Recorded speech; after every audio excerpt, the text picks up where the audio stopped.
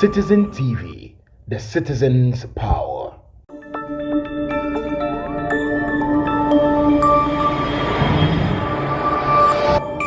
Citizen TV, the citizen's power.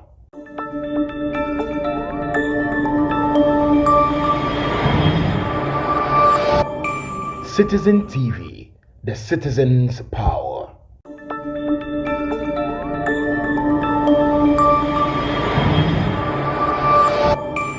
Citizen TV, the citizen's power.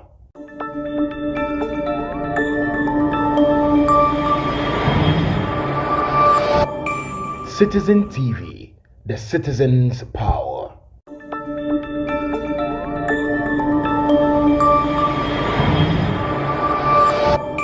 Citizen TV, the citizen's power.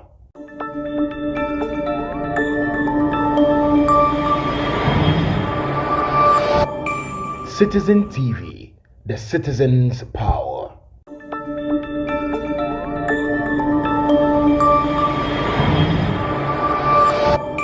Citizen TV, the citizen's power.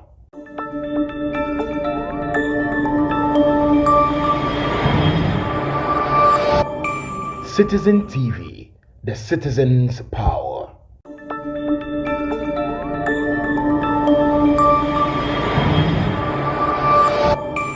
Citizen TV, the citizen's power.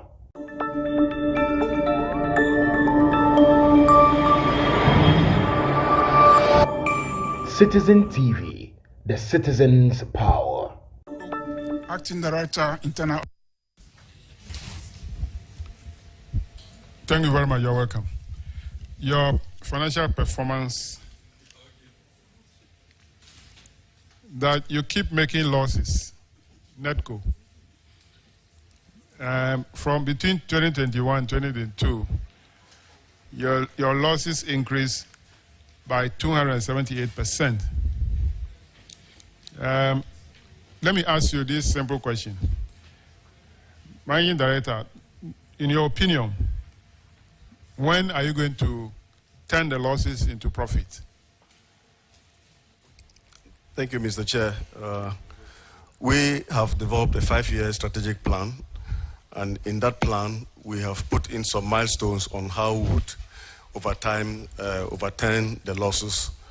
And so you asked for my opinion. If it's about my opinion, I think after 5 years, we'll be able to break even and start to make some profits. All right.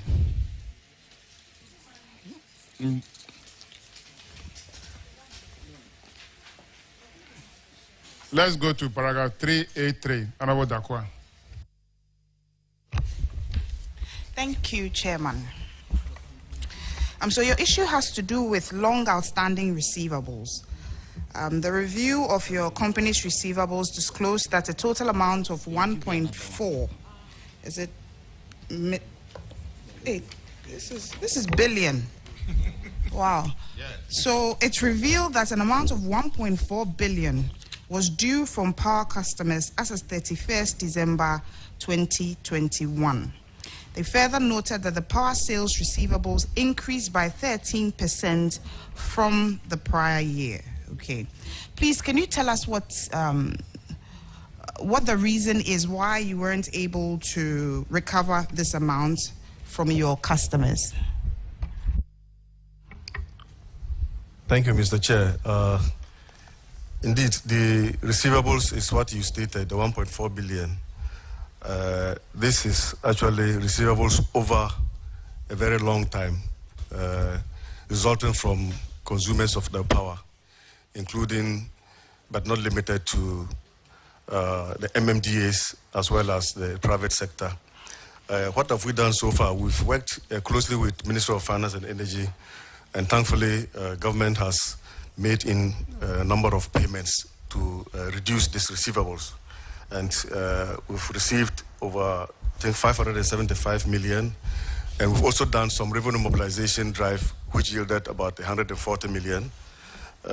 Recently, just about 2 weeks ago, we also received another credit note from government to the tune of 34 million. All these have been made available to the auditors for them to validate. We are also installing smart split prepayment meters, just so as we can reduce the accumulation of these debts. So because these debts come about because largely they are credit meters. So once we begin to replace the credit meters over time with prepayment meters, at least we can put a stop to the accumulation of this debt. Thank you. All right, so I'm happy you are putting that in place, okay? But right now we are really looking at the 1.4 billion because this money can be used for a lot of developments in this country. And so out of the 1.4 billion, how much has been recovered and how much is still outstanding?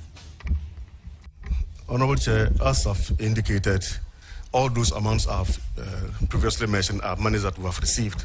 That's fine. Give me the total. So I want to know the total outstanding out of 1.4 billion. As we speak now, the outstanding is 1.3 billion.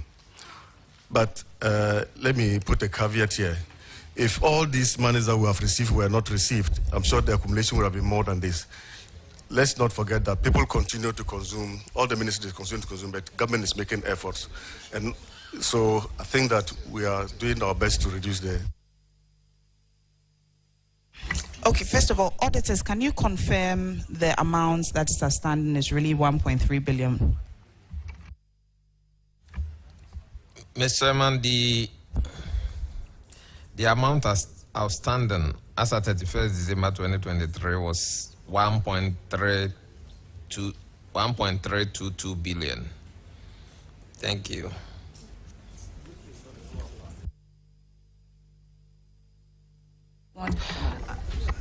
Okay.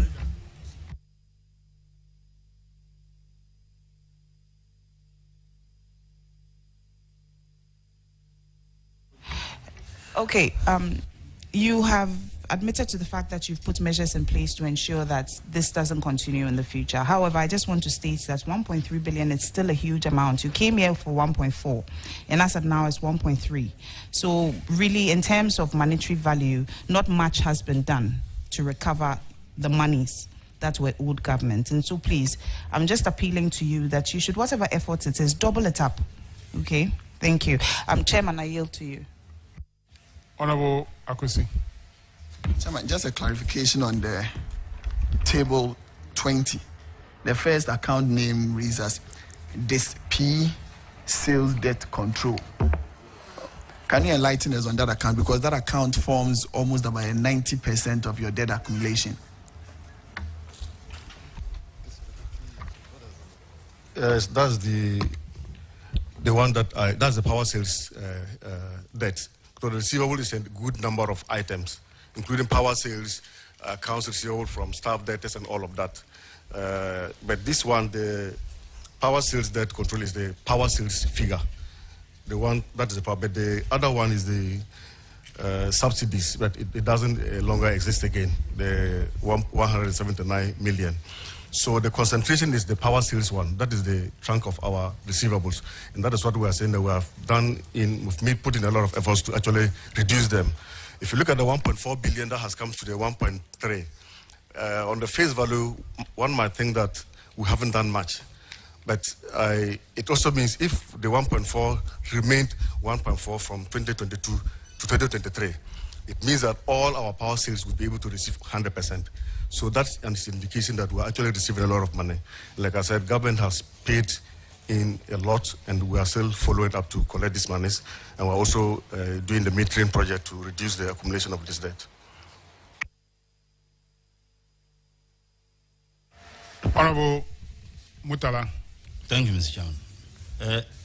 I want to find out of the 1.3 billion, how much of it is owed by state agencies?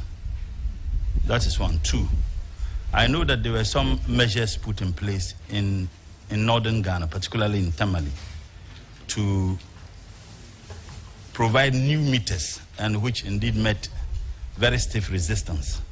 And I know that you involved some security agencies, which was roundly condemned by many people. So we want to find out how much were you able to retrieve as a result of the new metering system, and what percentage of the 1.3 billion is owed by state agencies? Mr. Chair, we don't have the breakdown of the 1.3 readily available, but I think between the public and the private sector, it's about 50% each. So when it comes to the metering project in Tamale, yes, we have had to resort to the military and police to support us to do this metering project, and it's yielding some results. And with some of you also speaking to the people to understand that this commodity is not for free, they have to pay for it. It's really yielding some results. As I indicated, we did some revenue mass, we got somewhere at the 40 million, but that's with respect to credit meters. But for specifically how much has been accrued to us as a result of the new metering system, we don't have that information available or readily available. So it means that the state owes almost 700 million. Correct. Or if it is 50-50 between the private and then the 700 million. About that, yes. How do you retrieve that which is owed by government itself? Okay, like I indicated, Mr. Chair, we've been working with the Minister of Finance and Energy, and a good number of times they give us a number of credit notes. So as recently as 2 weeks ago, we got one for 34 million Ghana cedis. Prior to that, we received 575 million Ghana cedis. So government is actually trying to reduce this indebtedness for us. Paragraph 389, Honorable Akwesi Konedu. Thank you, Mr. Chairman. Mr. Chairman, this has to do with the long list of outstanding abandoned vehicles and motorbikes. You have about 57 vehicles and 19 motorbikes that are abandoned, according to the auditors. And they stand in the books of your transport department and on the records of your board of survey. In your response, you said you are seeking approval from the Ministry of Finance to either dispose of them or find ways to deal or recover some of them to be able to use them. So what is the status of all of these vehicles and motorbikes as at now? Thank you, Mr. Chair. I'm glad to indicate that we've so far received the approval from the Minister of Finance for the disposal, and we have since disposed the border vehicles, and we made the evidence available to our auditors. Auditors, can you please confirm that these vehicles, as shown in your report, has all been sold, and also the revenue accrued from it deposited same?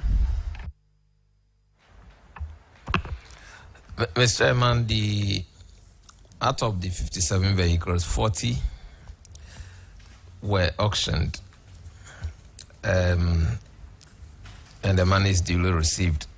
Then out of the 21 motorbikes, 10 were also auctioned. They've now gotten the approval to auction the rest. Thank you, Mr. Chairman. Okay, thank you, auditors. Mr. Chairman, that will be all. They've taken steps to dispose of all of these abandoned vehicles.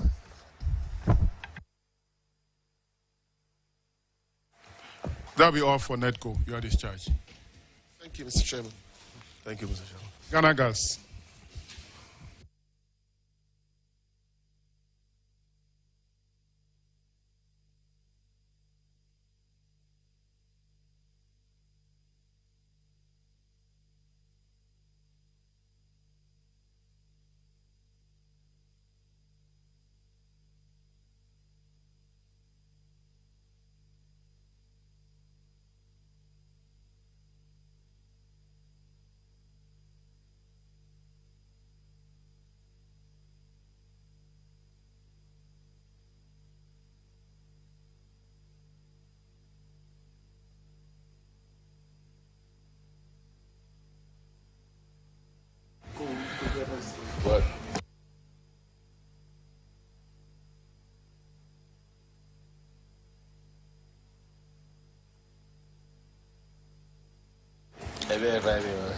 Kindly introduce yourself to the committee.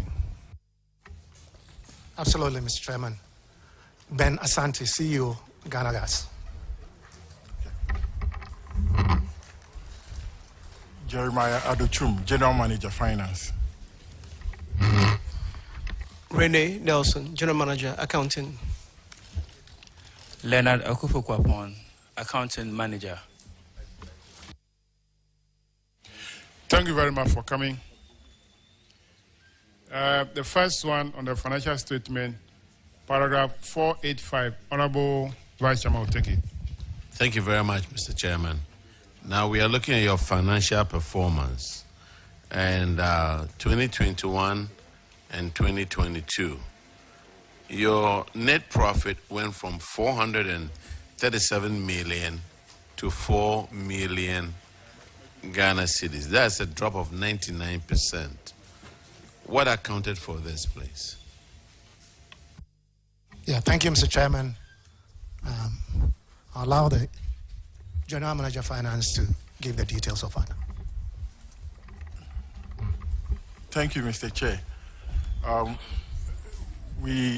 We saw net profit decline of about 99%, and it's largely attributable to the fact that in the year 2022, the foreign exchange in USD terms didn't help us a lot. So we saw some huge or sharp depreciation of the CD around that era, and this actually accounts for the differences that you are seeing over there. So we got really hit by the USD in that year. Yeah, let me add to that, Mr. Chairman. We recall that most of our maintenance equipment are actually imported, and it attracts significant foreign exchange. But services are paid for in cities here. Services in terms of gathering of the gas, processing of it, and also transportation of it. So any change in foreign exchange really could have an adverse effect if it's in the negative direction. So if you look at the exchange gains and losses, in 2022, because of the issues with the dollar, we lost 213 million just because of that exchange. Let's go down to your the financial position, which is 1.1. 2021 to it was still 1.1. This means that you will have issues with your financial obligation in the short term. Has this position changed? Mr. Chairman, it hasn't changed much. Ghana Gas actually makes its money from services that we provide. And if you look at our power, the power value chain for the country, we are in the first gate. The first gate is we are part of the fuel providers. Then that fuel is, of course, used for generation of power, and then transmission of power, and then ultimately distribution, which is done by ECG. Expectedly, we would want ECG to repatriate some of the money back to all of us in the value chain. When that doesn't happen regularly or frequently, then you will have those shortfalls. I see when it comes to finance. Oh, I'm sorry. Go ahead. Yeah, but I should add that, and we've been in existence since 2015. But since the inception of the cash waterfall, which was in April of 2020, things had improved a bit. But certainly we have a huge legacy that needs to be addressed as well. Okay, if you look at your finance costs, 2021 it was 74 million. But then when it came to 2022, the cost jumped to 745 million. What caused that? Yeah, so, again, this is what, Mr. Chair, this is what I alluded to earlier on, which actually led to the degradation in our net profit. So actually, if you look at our payable position, because we do business mostly in USD, anytime there's a negative or adverse movement in Forex, it really hits us very hard. And finance cost is the place where we house this cost. Thank you. So if you look at the finance costs and then the exchange losses, that made up for a lot of the losses that Ghana Gas made in 2022.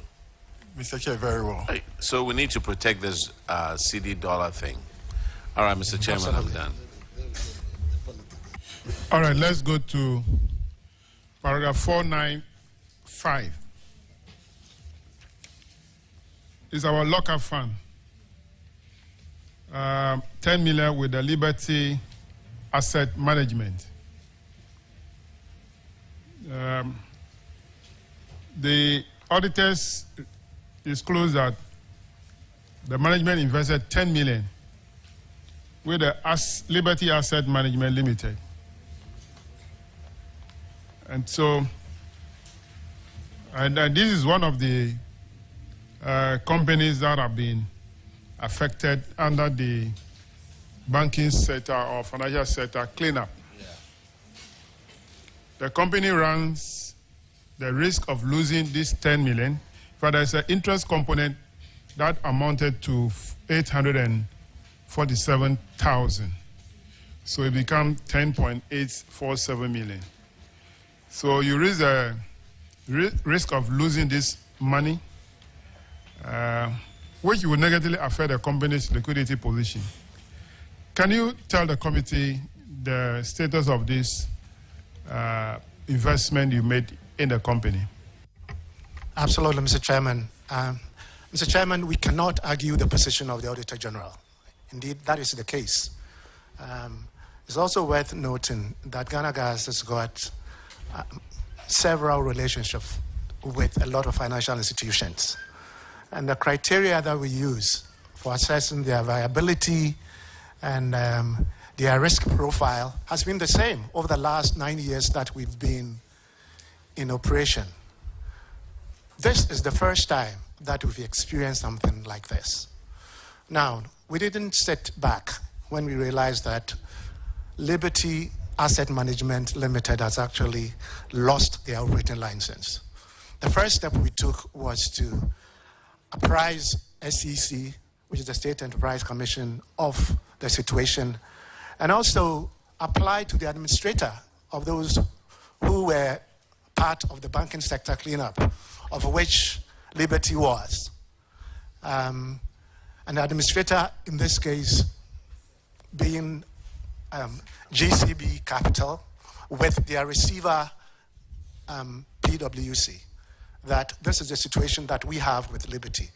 And we are in line, Mr. Chairman, to be paid. First year, 20%, and then the second year, 80% of what is owed. And we would let the auditor know when this comes through. Thank you. So, you have an assurance from the liquidator or that's PwC? Absolutely. Yes, they wrote to us in October. Auditors, are you aware of this, that the receiver has recognized Ghana Gas as one of the entities that will receive anything that have been raised from the assets of this company? Honorable Chair, we are aware of correspondence between Ghana Gas and GCB Capital Amalgamated Mutual Fund. So we are aware of those correspondence.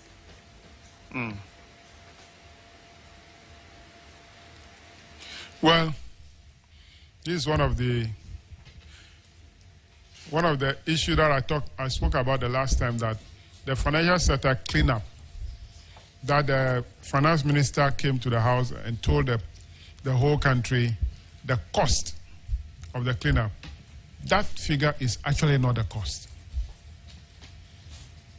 There are other associated costs, like this one we are just facing here. It's a cost. And not only Ghana Gas, many, many, many companies. And then individuals. If you put all of them together, the cost will be too much. So it's something that is beyond Ghana Gas. So only hope that the receiver will do something about it and then pay Ghana Gas the 10.8 million. The next one is paragraph. Yes, Honorable Isaac. Chairman, I wanted to find out, did you have a policy not to invest in non-banks? No, not non-banks. We deal with financial institutions. They don't have to be a bank. Okay.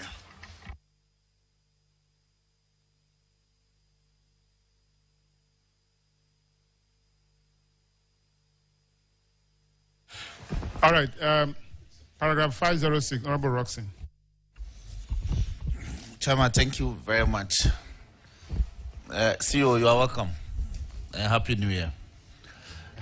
The case of the auditors is that you have some outstanding receivables, some stretching as far back as 4 years. It's very simple. I won't belabor it. Their recommendation is for you to take steps to get these monies in. As much as $741 million. So, have you gotten these monies? Thank you. Yeah, thank you, Honorable Chairman. This indeed is a big one, and it speaks to the legacy debt in the sector. Mr. Chairman, at the risk of sounding repetitive, let me take you again through that power value chain. And again, we fall in the gate of fuel providers. And then that fuel is used, of course, for power generation. So that goes to the power generators. Power generators generate the power. CEO. Yes. With all due respect, we want to know if you have made some efforts. Yes, indeed we have. Exactly. Okay. So tell us the further steps you are taking to get these monies in. Yeah. So we want to hear how much has come in so far. So we're talking from 2015, since we've been in operation, commercial operation, to the end of the audit period, which is December 2022. The total that was outstanding to us was about $1.1 billion. Now, steps we've taken to recover, or at least try to reduce that overage, is we visited with the Minister of Finance, and they converted about 400 million of this into equity in the gas plant infrastructure as well as the associated pipelines. So what is outstanding is really what you are seeing here. And we're also talking to them to see whether we can actually convert what is left to total equity in the infrastructure. Mr. Chairman, if we do, Ghana Gas will be owning the entire Western gas infrastructure, which comprise the gas processing plant as well as the associated pipelines stretching all the way to from Atuabo to Takoradi. So these are steps that we are taking to actually own the infrastructure. Okay. And to add to that, we will still be having probably about 300 million outstanding, which we intend to pursue. Okay. So you are saying that about $400 million has been converted to equity in the infrastructure. Now, has Minister of Finance and your board reduced this into writing? Absolutely. In fact, the Minister of Finance has put this in writing, signed by the Honorable Minister. And so you have a copy? Yes, we do. Okay. The committee want to have a copy of this for our perusal. Absolutely. Then for the committee wants to know who owns the gas infrastructure now, the portion that it's outside the equity. Which entity owns it now? So that will be the government of Ghana through the Minister of Finance. As to date, I think there's about 457 million that the Minister of Finance, on behalf of the government of Ghana, owns. Yes. And this, if you recall, in addition to what has been reduced to equity? That's correct. So if so that will take it to in excess of 800 million. 857. That's correct. $1 million. Yes. Okay. So, in terms of timelines, what timelines are we looking at? No, it's a GOG policy, but we don't want this to feature in next year's audit report. I understand, Honorable. Mr. Chairman, the board is looking at getting this resolved by half this year. So by the middle of this year. By the middle of this year. Thank you. That's refreshing. Have you brought this matter to the attention of the auditors, the portion that has been reduced to equity by finance and your board? The 400 million. Because that portion does not reflect in the report.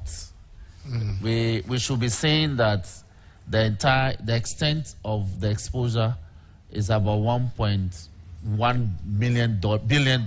Yes. And that 400 of that has subsequently been converted into equity, and it's a matter of record. Absolutely. Now, if we haven't, and I'm not sure whether the team has liaised that with the auditors, but if we haven't, we certainly will do that. Auditor, may you help us with whether you've received it? Honorable Chair, the 400 million that they are talking about, yes, that is not what we flagged. We flagged the outstanding of 741,929,769 USD. The outstanding, that's what we flagged. But the earlier one, because it has been converted, we didn't flag it as our issue. Thank you. Chairman, I asked this because of the nature of the recommendations of the auditors and the observation. And this is what they say in paragraph 512. On the issue of the other receivables, management has taken steps to recover the funds, and payments are being received in that respect. Management has engaged both the Minister of Energy and the Minister of Finance to explore economically viable ways to reduce the legacy debt. So, given the content of your explanation, I think that if you apprise them with the steps you are taking, then they would have been guided in the nature and manner of the recommendation. They would have indicated that steps are being taken to convert the entire exposure into equity, and that would have ended the issue. So liaise with them and let's resolve this matter. Chairman, thank you very much. So noted, Mr. Chairman. Thank you very much. Let me take it from there and continue. The VRA, which is being captured here, does it mean that VRA is owing Ghana Gas this amount? Because you mentioned that government converted 400 out of 1.1 or 1.2 into equity. But in the report here, the amount that is being owed, it is not government of Ghana that is written here by VRA. So I want that clarification. Is it VRA or government of Ghana? It's VRA, Mr. Chairman. Ghana Gas has a contractual relationship with VRA in the value chain. So Ghana Gas actually gives the gas to VRA for power generation. But you recall that it goes through a chain, and at the end of that chain, from ECG, most of the power that really it's sold, I am informed, is given to government entities. So that's why Ministry of Finance came in to say that, okay, we accept this, and our part would be that 400 that we will give you. That's no problem. So the $400 million, which is now converted into equity, which percentage does that amount to, which Ghana Gas is owning now? That 400 million, what percentage of equity of the company is that 400 million? Yeah, that's almost about 50%. I mean, we are looking at a total amount of about 857 and 400 of that. Okay. Just about. So it means that Ghana Gas now owns about 50% of the gas infrastructure. Absolutely, Mr. Chairman. And if we go ahead and convert in total equity, the Ghana Gas will the 745 will fully own the infrastructure. The infrastructure. Yes. Okay. All right. So it's a matter of government transferring the ownership of the company to Ghana Gas. And the government also owns Ghana Gas again. You own the Ghana Gas. Because the Ghana Gas is for government of Ghana. Absolutely, absolutely. So these are just administrative paperwork. Mm-hmm. But I think what would happen, though, is that instead of paying some money to the government through tariff, because government, if government owns part of the infrastructure, and we get tariff to defray some of that capital expenditure, that money, that portion should go to government. But if that is fully Ghana Gas's, the entire tariff comes to Ghana Gas, then we just pay dividends to the government. And when you supply the gas to VRA or to the IPP or whatever, which they are not able to pay, and eventually a government of Ghana that will take the cost again, what will happen after that? Now they have equity that they are transferring to the company. If they don't have any equity again to transfer to the company, what happens? Okay, so, Mr. Chairman, again, VRA would tell you, and I don't know when they're coming to see you, but they will tell you that they are behind you, VRA. The power that they generate and give to Gridco, they are not being paid. They are supposed to be here. And Gridco will be telling you that the power that they transmit to ECG, they are not being paid. And ECG would have a similar story to tell you that what we give to all those off-takers, including a host of government entities, we are not being paid. So that's why the government stepped in.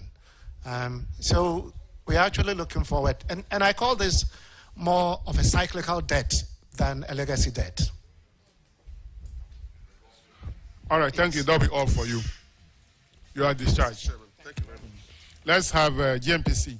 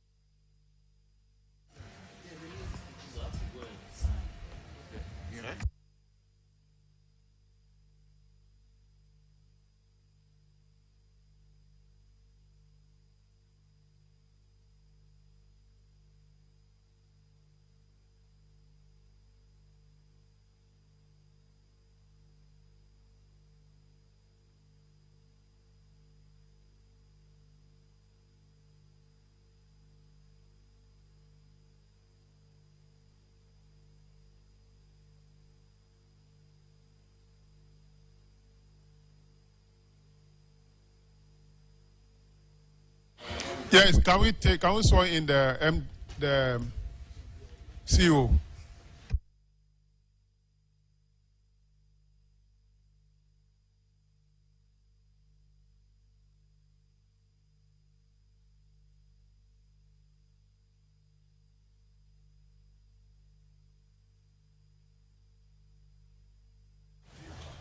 When I say I, you add your name. I swear by the Almighty God. Swear by the Almighty God. That the evidence I shall give before this committee. That the evidence I shall give before this committee. Touching the matter in issue. Touching the matter in issue. Shall be the truth. Shall be the truth. The whole truth. The whole truth. And nothing but the truth. And nothing but the truth. So help me God. So help me God.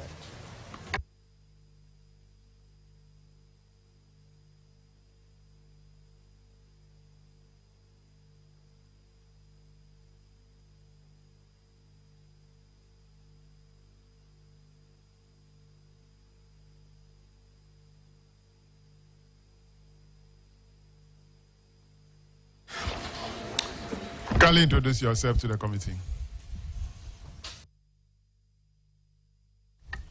Mr. Chairman, my name is Wilhelmina Samoa, Chief Director, Ministry of Energy. Mr. Chairman, Poko Arenia Dankwa, Managing Director, GMPC. Mr. Chairman, I am Benjamin Kweku Akolache, Deputy Managing Director in charge of Finance and Administration, GMPC. Mr. Chairman, my name is Alex Prempe Kwati, General Manager Projects. Mr. Chairman, my name is Ebenezer Besi. I'm a Manager Accounting Reporting. And Mr. Chairman, my name is Victor Kofi Suno Ata, General Manager Engineering, GMPC. You're welcome. Mr. Speaker, you're welcome.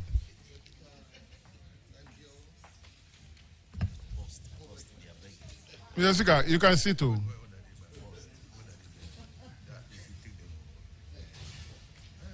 All right, so we'll start with paragraph 404. Honorable Isaac Opoku. Thank you, Chairman. Chairman, GMPC will look at your financial performance. And according to the auditors, you made a profit of 10.6 million in 2021, representing 106.5 improvements over the previous year. So that is highly commendable. And in terms of revenue also, you had an increase of 23.5%. And according to the auditors, it was mainly due to 47.5% or $94.2 million increase in net share of Ghana Gas. So in 2020, what was your share?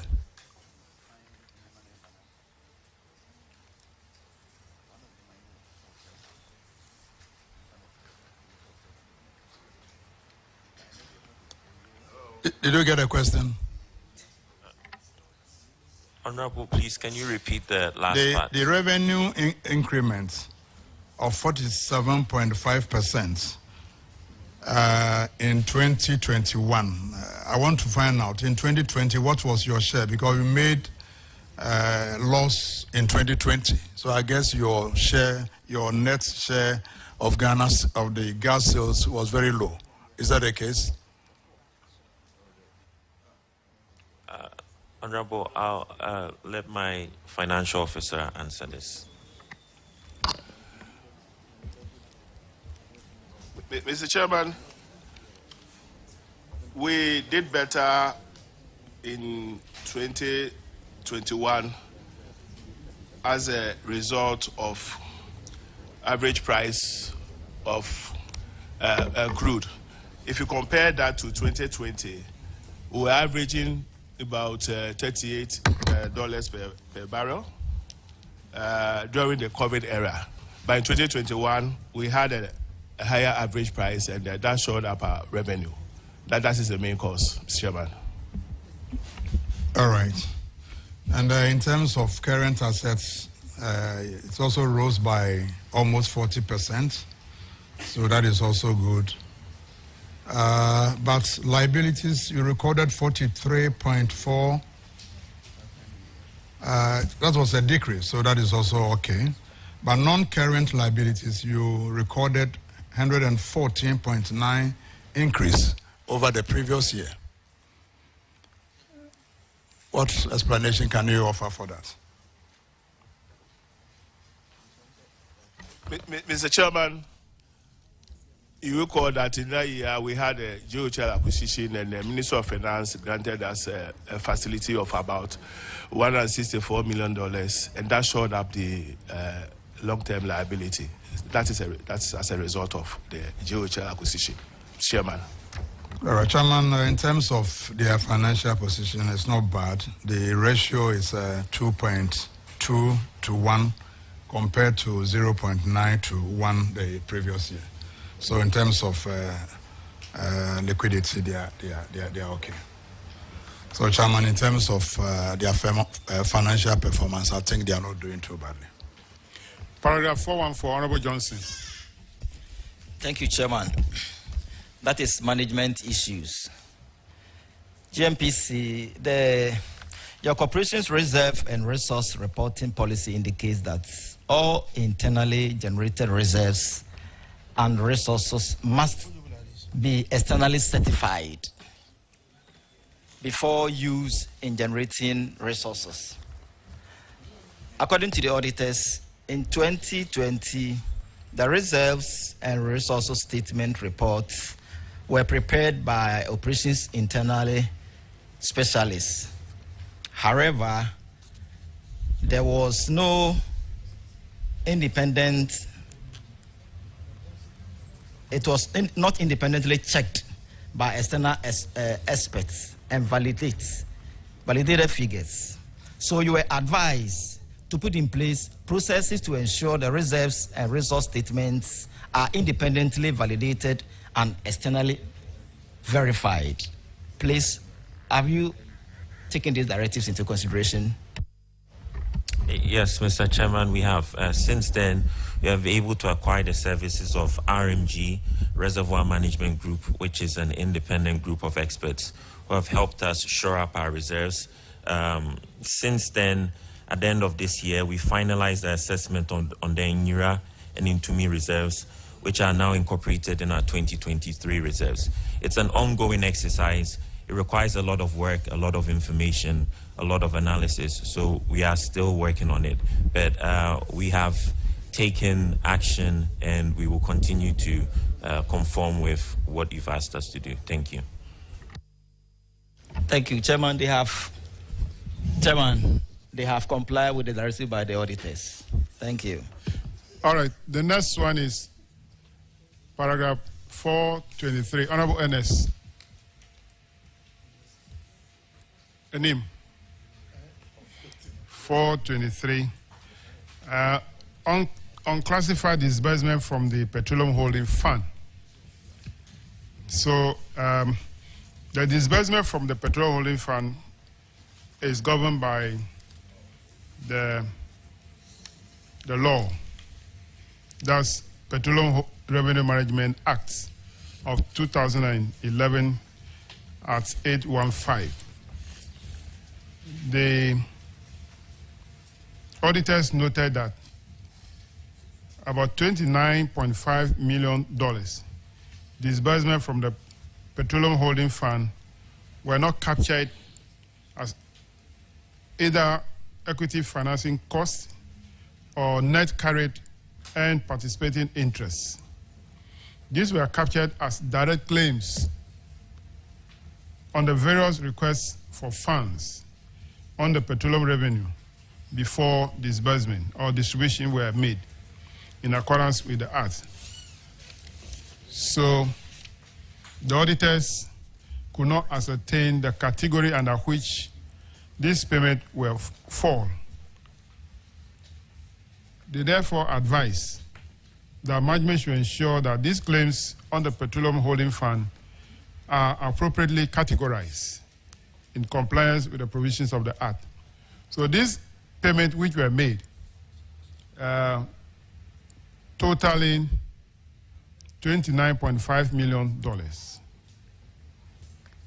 The first one, which is Saltpond Field Decommissioning Fund, 11.8 million under Jubilee Crude Revenue, and then 10.5 million under 10 Crude Revenue, giving 22.3 million.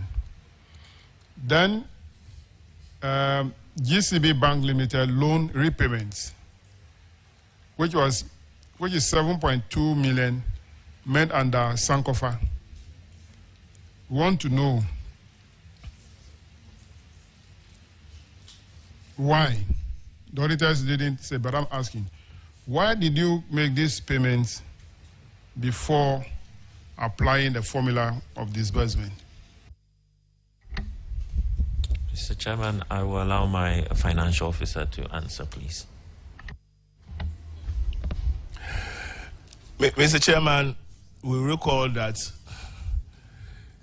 the government as a policy took a decision through Parliament to get the gas prices reduced and also abandon the take-or-pay policy. And that exercise brought in some costs that we had to treat it under equity finance, under the approval of the ministry. Same applies to the Saltpond decommissioning. We were asked to handle it and treat it as such. So, Mr. Chairman, in 2021, the auditors raised it. We explained to them, we resolved it. In 2022, it's no more an issue. The auditors have agreed, and it's not in the management letter of the 2022. So, Mr. Chairman, it ignores the benefits of the nation, and the auditors have agreed, and it's no more in the 2022 audited accounts, Mr. Chairman. Thank you. But, Deputy CEO, the disbursement of the petroleum revenue is governed by the Act. So, if government took decision that resulted in this additional cost,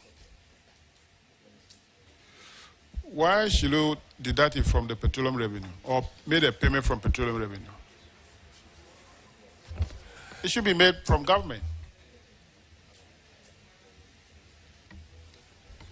Mr. Chairman, as I already explained, if you look at the auditor's notes, they quoted the law, section 16.2, and explain it. And we had to discuss with Ministry of Finance, the ministry, and it's about application of cost.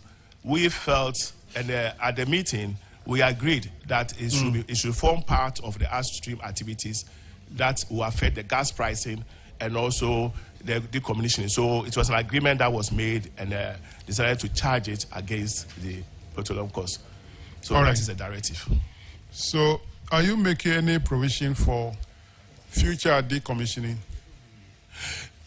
Mr. Chairman, future decommissioning, yes. Now we are aware that, for example, the Jubilee decommissioning, there's a fund that was made provision for in the PA, and discussions are ongoing. The fund is being set up so that we will not revisit that issue. It will no more happen. There will be a fund for it, so that when we get to the life of the field, it will be properly decommissioning per the fund. Thank you, Mr. Chairman. All right, auditors. The explanation given by the company, the corporation, does it satisfy the issue that you raised in the report? Yes, Mr. Chairman, it satisfied the issue that we raised earlier, and that is why in the subsequent year it did not feature in our report. Thank you. All right. Paragraph 430, Sam George.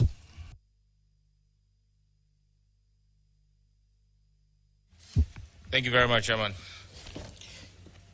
Paragraph 430, long outstanding debts due from the government and its agencies, totaling $215,775,294 US.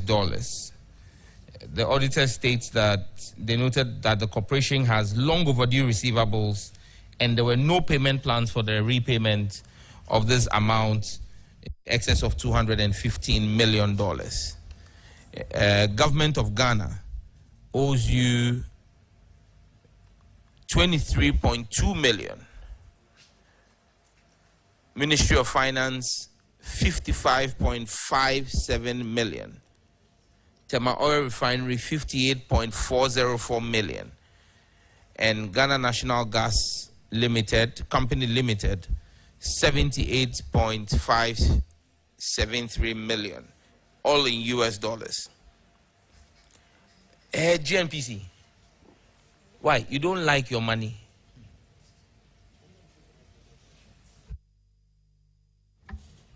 Mr. Chairman, we have been doubling our efforts, really pushing hard. But sometimes it's hard to get money when the person you are pursuing to doesn't have money.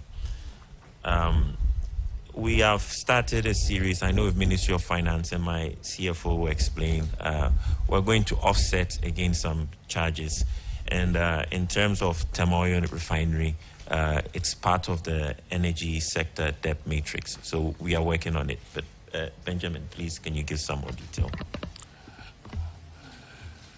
Mr. Chairman, as my MD Riley said, we put in more efforts to demand the receivables. Mr. Chairman, we wrote through our sector ministry, Ministry of Energy, to Ministry of Finance to assist us in the collection, and we assist, engage them.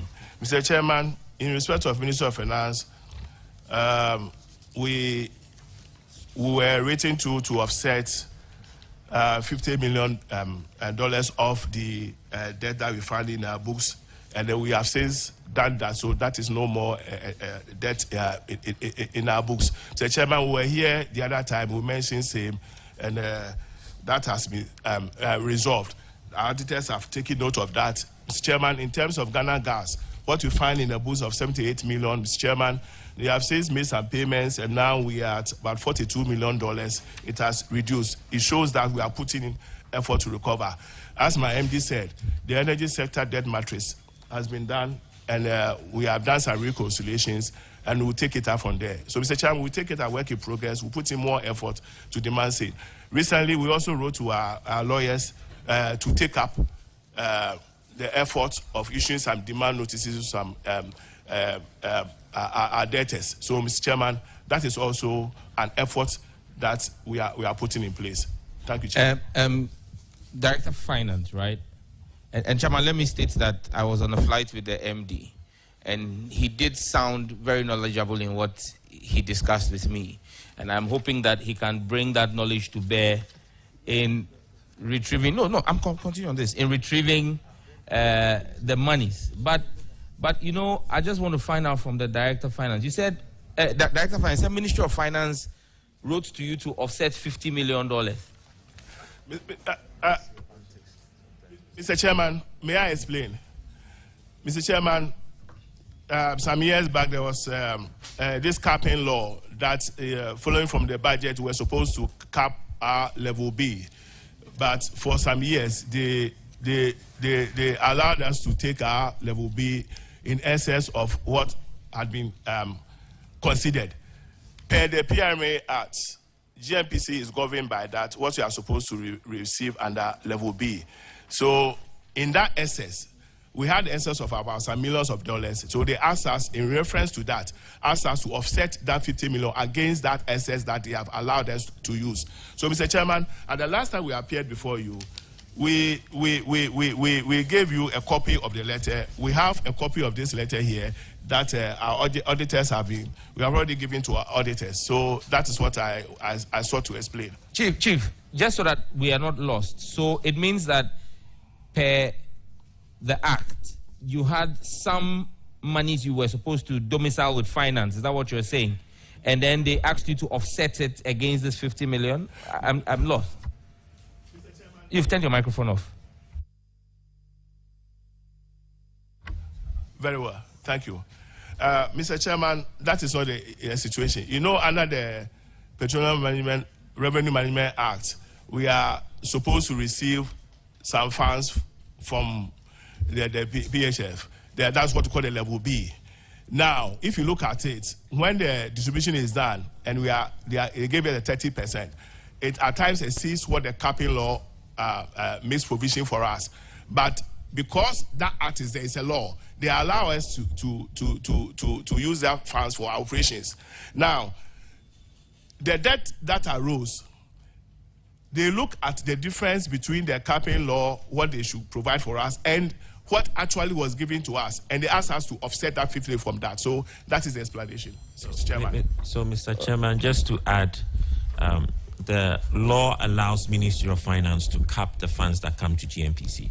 So they can decide to cap it and say this is the limit, or they can exceed it if there's a reasonable explanation. From what I understand, how it was explained to me over the years, and this is probably over a decade, right? Over the years, there have been some years when we've exceeded the capping law. So when finance realized that we owe them, they went back to the capping law and said, if you owe us, if we owe you, you also owe us. So that was the offset, and that was the reconciliation. MD, just a quick one. Did you say over a decade? Because capping came into law 2018. Sorry, I over the years. Maybe not a decade, over the years. Because capping was introduced by the Honorable Ken Oforiatta in 2018. Right. So I misspoke there. Okay, but I just wanted to be clear, Chairman. When it comes to Ghana Gas, you say they've paid some and it's dropped to 42 million. That's outstanding. What of Government of Ghana? You say you've written through Ministry of Finance to some agencies. Government of Ghana, who is Government of Ghana? That owes you 23 million. what is it? What accounts for that 23 million, and which agency is government of Ghana that you gave it to? Mr. Chairman, I'm informed that that arose as a result of the sale of Airtel, Westel, Mr. Chairman, as a result of the sale of Westel. So it's an old debtor to be standing in our books. So when Westel was sold, right? GNPC was a shareholder in Westel. Very well, Mr. Chairman. So when Westel was sold, the share of money that should have come to you for your shares was 23 million. And government did not remit same. Very well, Mr. Chairman. And you are still keeping this on your book. Westel has been sold. It was sold to Airtel. Airtel now became Airtel Tigo. And that one too, they are about to sell it. And they sold it for $1. And you think you will get your 23.2 million? Mr. Chairman, writing debt in Abuja, we need to go through a process. The auditors and accountants will tell you. It's quite a laborious process. We go through our board, certify it. We have to go through Ministry of Finance and also go to Parliament. So once it's in the books, well, unless we go through that process, we cannot write it off. So we take note of that and go through the process to write a debt off if after discussing with our auditors. Chairman, I seek your guidance on this, on what advice we should give them relative to this 23.2 million that accrues from the sale of Westel. It's been that I can say has been over a decade, and so Chairman, guide us. That is the money government of Ghana is supposed to give to the company, which they did not give. So the government of Ghana is owing the GNPC that money. Mr. Chairman. Yes, Mr. Chairman, the government of Ghana. Yeah, the government of Ghana is owing, so they should be able to refund the money to GNPC. They sold the company. They're supposed to transfer this portion to GNPC. They didn't. They spent the entire money. So they are still owing the GNPC. But what we should be talking about is that there must be even interest component that government must pay in addition. In any way. But I was going to talk about the capping law. For me, the capping law is a way to rob GNPC. If the law on the Petroleum Revenue Management Act gave what percentage should be given to GNPC, and then there is another law that gave power to the Ministry of Finance to cap what the law says we should give you. For instance, the law says we should give you 30% in a particular year, which amount to, let's say, $100 million. Then a capping law says the Minister of Finance has power to cap that $100 million to $70 million. Is a way to use a capping law to rob GNPC from what you are entitled under the Petroleum Revenue Management Act. But you will not have any power over that. It's the Ministry of Finance who used that mechanism or system to get the money. So we'll not talk much about that. Yes. MD, these amounts, it's $215 million have been outstanding for over 10 years. Are you sure we are going to recover this amount? Mr. Chairman, as I stated earlier, we are doubling our efforts, and as the Honorable also insisted, we should be practical and realistic in seeing if we can get this money. My CFO alluded to, we are under the jurisdiction of our accounting laws, and we have done everything to try and be more realistic, and we can assure you in the next year or in the next couple of months, we will we'll take another look at these numbers and come up with more realistic numbers. Are you saying that within a couple of months, you will be able to get this money or you are, because I'm saying that these monies are owned by government or government agencies, and it's been there for over 10 years. So are you not going to come to some arrangement with government, maybe to turn them into equity or something, rather than saying that you will be making efforts to recover? I don't believe you can recover them. We'll take the necessary steps, as you said, and we agree with what you're saying. It's very good advice. And we will discuss with government what we can receive and what we'll be able to. So how soon are you expected to do these necessary steps? I believe right now we're in the process of our yearly audit. So how soon? How soon? Can you assure the committee that within 6 months you would have taken the necessary steps, or 1 year or 2 years? Well, what is your timelines?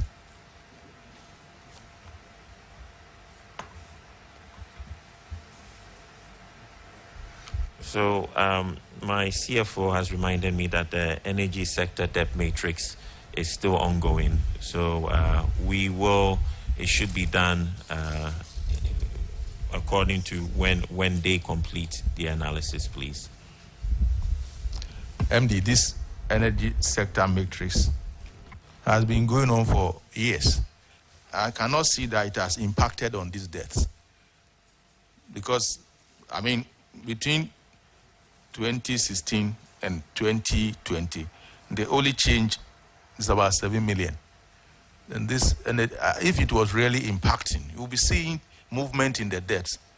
But it has been stagnant. So I'm not sure that will resolve the problem. From my understanding, the new energy sector debt matrix was started a year ago, less than a year. Was it 2023? November 2023. So we're doubling our efforts there, Mr. Chairman. Please. November 2023. Yes. So please, we will ensure that what is rightfully for GMPC will come to GMPC. Okay. Thank you. Thank you, Chairman. Paragraph 434, Honorable Aziz. Thank you, Chairman. GMPC, you have differences in finance costs to a tune of $2 million. And a joint management committee was instituted to resolve the issue. I want to find out the update, please. We have resolved all issues and all matters. I have my general manager of projects here who can shed light on it. You share this information with the auditors? Yes, I believe the information has been shared with the auditors. Auditors, can you confirm this? Mr. Chairman, confirmed. Chairman, I yield to you. Paragraph 441. Honorable Ranking will take it.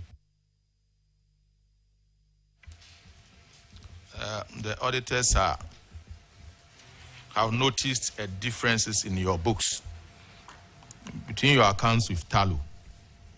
And the difference is $18.6 million, again, dollars. And their recommendation is to reconcile. Have you been able to reconcile with TALU?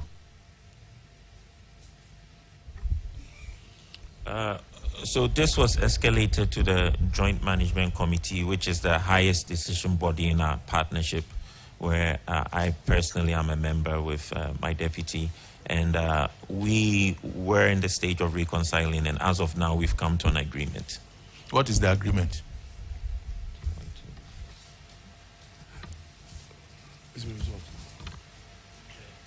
The issue has been resolved, but we have to submit it to. Have we submitted? We've already submitted the numbers to the details to the auditors, please. Auditors, have the reconciliation been done to your satisfaction? Mr. Chairman, the reconciliation has been done to our satisfaction. Thank you. Thank you, Chairman. All right, thank you. Paragraph 448, accounting software challenges. The auditors noted that the corporation's accounting software, which should be able to generate complete set of financial statement and other reports with minimal intervention. The migration of the accounting software SAP HANA in 2017, the corporation has encountered difficulties in uploading opening balances into the software and the implementation of other models of the software. So the recommendation is that management should engage the software service provider to ensure that the migration lapses are resolved for value for money to be realized. Have you resolved the challenges with the software? Yes, Mr. Chairman, we've resolved it. I believe it was with this software, especially during the implementation phase, there are lots of technical glitches, but we have ensured that we've gotten the right technical support and it has been resolved. Auditors, can you confirm? Mr. Chairman, confirmed. Thank you. The last one for GMPC. To be abreast with the law. Has that been done? Yes, Mr. Chairman. The board charter for the 9th board was reviewed and approved on July 13th, 2023. So the auditors should be in the know. Thank you. Auditors, are you in the know? Mr. Chairman, it was approved on the 13th of July 2023 by the board. Thank you. Thank you, Chairman. Thank you very much. That'll be all for GMPC. Your discharge. Bost. Thank you very much, Mr. That's our Bost.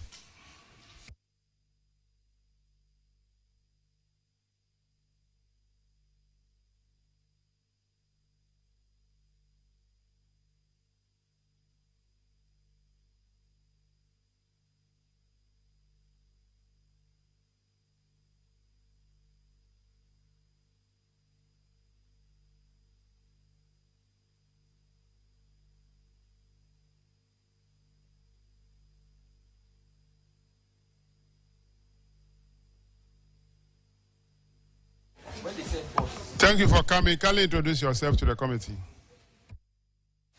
Thank you, Mr. Chairman. My name is Edwin Provençal, Managing Director of BOST. Thank you. Honorable Chair, please. My name is Bismarck Adom Dankwa, General Manager for Finance, BOST. Mr. Chairman, my name is Moses Assem, Deputy MD, BOST. Mr. Chairman, my name is Edmond Akwa, Head of Audit, BOST. All right, thank you very much for coming. You have few issues. The first one is on the financial statement. Honorable Aka, paragraph 330. Thank you, Mr. Chairman. BOST, in 2021, your revenue increased. And then your income, other income also increased. I will not belabor all these things, but and your profit also increased, supposedly. And the reason was that you increased the margin from 6 cities to 9 cities. Is that correct? Is that the main reason why your income increased? It stated the major reason why in the same document you are reading. Okay, we have met several of these companies here.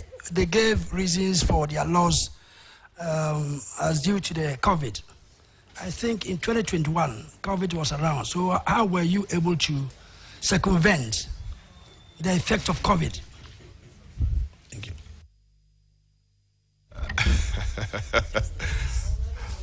Mr. Chair, thank you very much. So yes, our income. Is it a funny question? No. Okay, then go ahead. It's not. Our income increased because our sales increased.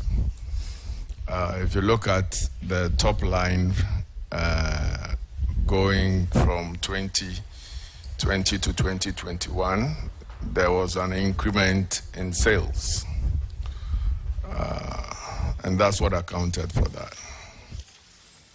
All right. I could see that your import, your expenditure also increased. Yes, sir. by 39.8%. And the reasons were that increase in import costs and the depreciation of the cedi. Is that correct? Yes, sir. So how was the import costs affecting you? Mr. Chair, as you're aware, we import petroleum products and sell same. So once we import more, it means that we buy more. So our direct costs will definitely go up. It means the import duties were increased, isn't it? No, the cost of the products. The cost of the products. Yes. So the import duties were stagnant. We don't. Because you're saying that it was due to the increase in import costs. So are you saying that because of the volume, or because of the increase in the volume? So the taxes were flat. No, we don't pay. We don't pay import duties. Also, import cost does not include the duties. No, import cost means that once the volumes go up, it means proportional. Proportionally, yes. Okay. Mr. Chair. So, if you go to the financial position, it says your non-current assets increased by 1.8. It was due to the purchase of lands. And I'd like to know if, with your operations, you need so much land. Is it land for the workers or for your bungalows? I mean, can you please explain? No, Mr. Chair. I think in some time past, there were some outstanding issues that were resolved regarding land purchase. So that is what accounted for that. And your current ratio also was better than before, but still is so poor. What plans are you putting in place to make it better? Mr. Chair, thank you for acknowledging that we did better than before. Not so good. We'll try. Yeah, our current ratio actually was 0.82. Currently, we are at 0.82. So we've improved from 0.5 to 0.82, Mr. Chair. All right, thank you, Mr. Chairman. 0.5 is better than 0.82, not 2.8. Yes, Mr. Chair. The 82 is better than 0.5. All right, let's go to paragraph 340. Honorable Chinia. Thank you, Honorable Chairman. The infraction here is abandoned landed properties. About 5 landed properties with estimated value of almost 9 million Ghana cedis have been abandoned. The auditors have observed that the properties could deteriorate further and would require more funds to renovate them if you postpone it. So they've recommended to management to allocate resources to rehabilitate these properties. Have you done that? Thank you, Mr. Chair. So we've started fixing 2 of those properties. For the rest of them, we've gotten approval from the board to look for a strategic partner to partner us bring those properties live. So that's the state of it, and I'm sure the auditors can confirm that. Auditors, are you able to confirm that they have started working on 2 of those properties? Mr. Chairman, we confirm that they are working on the guest houses in Akosombo. And the board has also given them approval to partner a third-party investor to rehabilitate the rest. Thank you. Honorable Chairman, they are taking steps to get the problem resolved. Thank you. Paragraph 345, Honorable Ajay Boateng.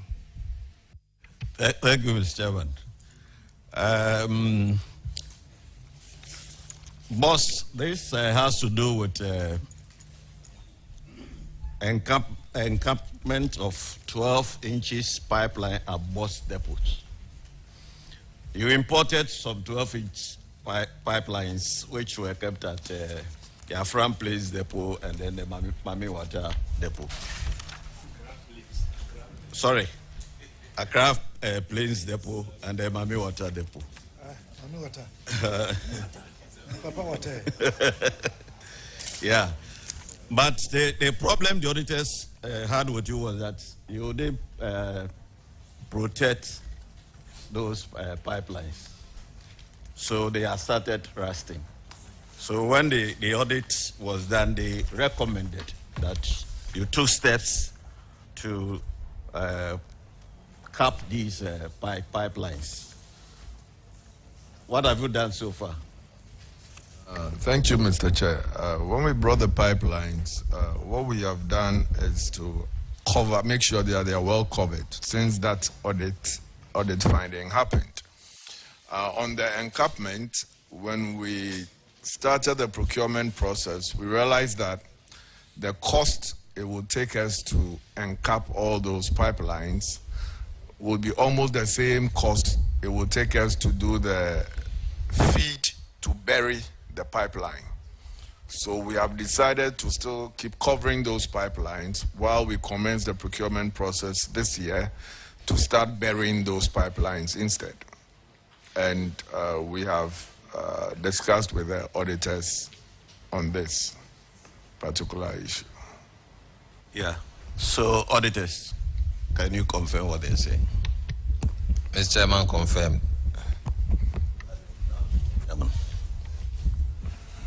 Thank you very much. Paragraph 350 is about occupied leased land with no payment received.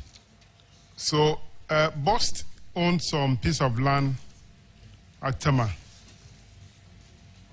the industrial area. Then the size of the land is 5.4 acres. Another part of that, or portion of that, which is 2 acres, was leased to a company called Tema LNG Gas for a gas workstation.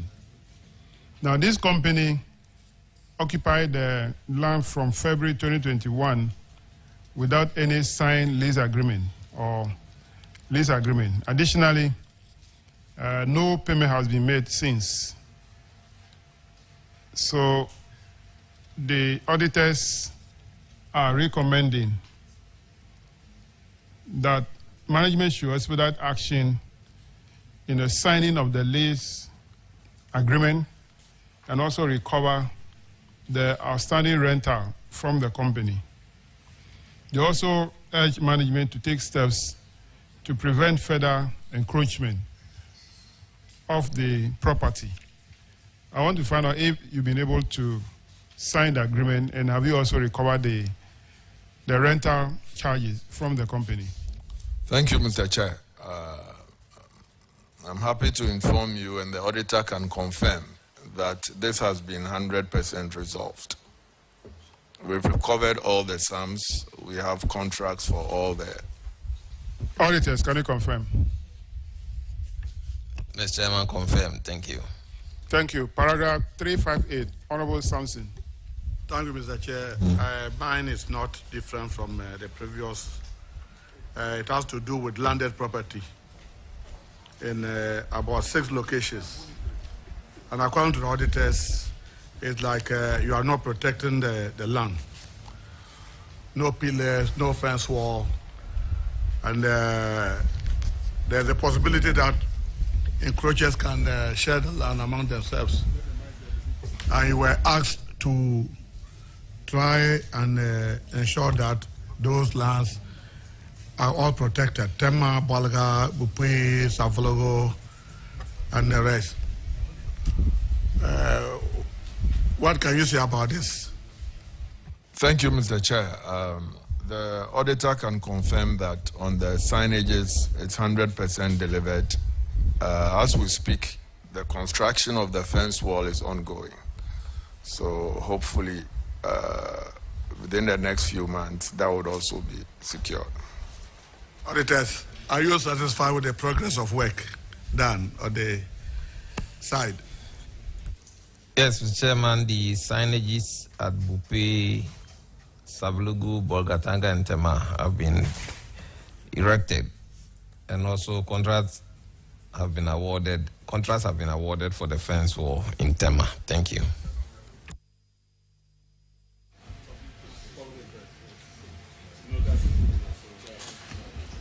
Paragraph 363, Honorable Sophia. Thank you, Chairman. 363 has to do with a contract for the agent supply of earthing devices not delivered for installation. And boss, you sign a contract with one Mr. Ghani's Ghana Limited. That is a total of 1,532,878.25. The items were supposed to be delivered at the locations APD, Kumasi, Buipe, Bolgatanga within 6 weeks. Auditors are recommending that management should deduct from the contract price as liquidated damages a sum equivalent to 1.0% of the contract price of the delayed goods for each week of delayed until actual delivery, up to a maximum deduction of 10% of the delayed goods. Contract price as per clause 11 of the contract agreement between the parties. Now, management is saying that the delay in supply of the earthing devices was due to global shortage of key components as a result of the COVID-19 pandemic. Now, auditors are saying that they still stand by what they are recommending you to do. So what do you have to tell the committee? Have you complied to the auditors' recommendation? Mr. Chair, thank you very much. Please, the auditors can confirm that this is no more an issue. It's been resolved, installed. Auditors, please, can you confirm if you are satisfied with their... Mr. Chairman, the issues have been resolved. If I will verify them, thank you.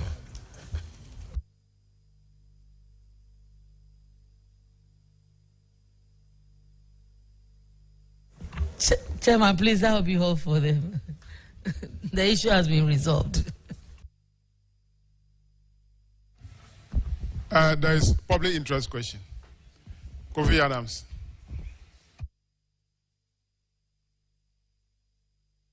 Thank you very much, Mr. Chairman. MD, you're welcome. Thank you, my former board member. You know you owe us a lot, but then let me go straight to. But a lot of work has gone into this issue of pipeline, the gas pipeline, and we had gotten the right as BOST to erect the pipelines, especially the reverse flow, because as I know it has faced a few challenges. And currently, one of the major difficulties the IPPs in the eastern side here have had is sometimes the shutdown of the WACPO pipelines due to some challenges. Is BOST still interested in pursuing this gas pipeline project, especially the reverse flow, since you have a lot of your IPPs in the eastern side here, or there's a change in policy? If there's a change in policy, can we know, do we have a pipeline now that government of Ghana owns, or we are depending solely on the West African gas pipeline project for our reverse flow? Thank you. Mr. Chair, thank you very much. This question is very loaded. This question involves the ministry, Ghana Gas, and BOST. So I'll talk from the BOST end. As we speak, just like GRADCO is the transmission provider for electricity, for electrons, for the molecules and gas especially, Ghana Gas as per policy, is the one responsible to do what you're saying. So Ghana Gas has that responsibility today. The licenses were taken away from BOST and given to Ghana Gas. Thank you. Please, can you share the time the licensing happened? Because, like I said, I knew with 2018. I hear 2018. Thank you very much. So they are now the transmission utility for gas, provider for gas. All right, thank you very much. That will be all for BOST. You are discharged. Thank you very much. Bui Power.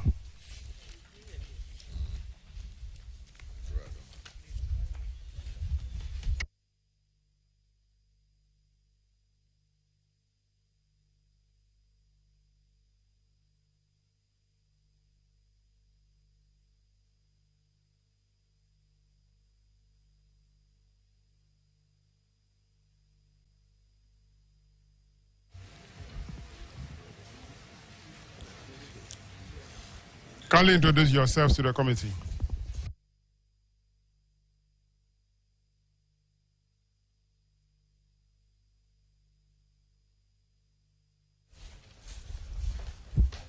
Honorable Chairman, my name is Kofi Jamesi, CEO of Bui Power.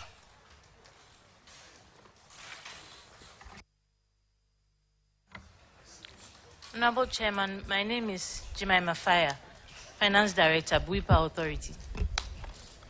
Honorable Chairman, Franklin Nana Adai, Head of Legal. Thank you very much for coming. You have a few issues. The first one is the financial statement and paragraph 552. Honorable Aka.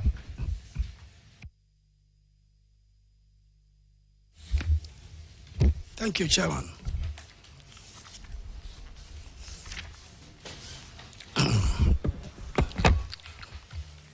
Bui, is that a Bui? Anglicized, I've anglicized it. Don't you know? Bui, yes. Your revenue for 2021 was less than 2020. Is there any special reason for that, please? Honorable Chairman, I'll let my Director of Finance take that question.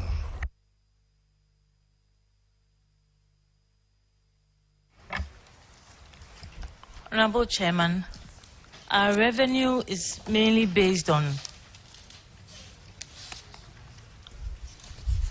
our reservoir, how much water we have in the reservoir. So we are able to generate more depending on the availability of water in our reservoir. For 2021, because we drafted a lot from our reservoir the previous year, come 2021, in managing our reservoir, there was a slight decrease because we had to make sure that we don't overdraw. So our revenue is mainly based on generation from the water we have in our reservoir, and also on Gritco calling us to come on board. Yes. All right. According to your own words, you said your revenue depends on the level of water in the reservoir. And can I also say that the production of power should be proportional to the cost of generation? Is that correct? If I say that it's proportional? Yes. The cost of generation? Ordinarily, yes. Yes. And yet you had to spend more, even though you produce less. Can you explain that, please? Okay, there are some costs that are somehow fixed, like salaries of the engineers who are in charge of the plant. In 2021, we employed more engineers on the plant, and that is what caused the increase in the cost. You employed more, even though you knew that the water level had gone down and that your generation will be less. So for you, as the generation is going down, your rate of employment goes up. No, the inverse proportion. The general.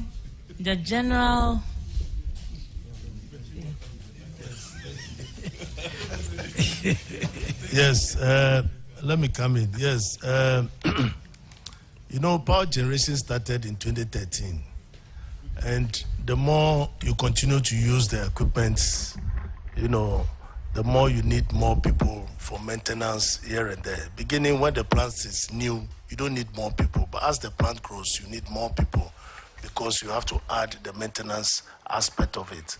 So it became necessary that you get more engineers to ensure that both the operation and maintenance are well done. That's why. Do you undertake a plant maintenance system? Of course. Or just that if you are going to maintain, then you employ the people to maintain, or plant maintenance system? No, it's planned.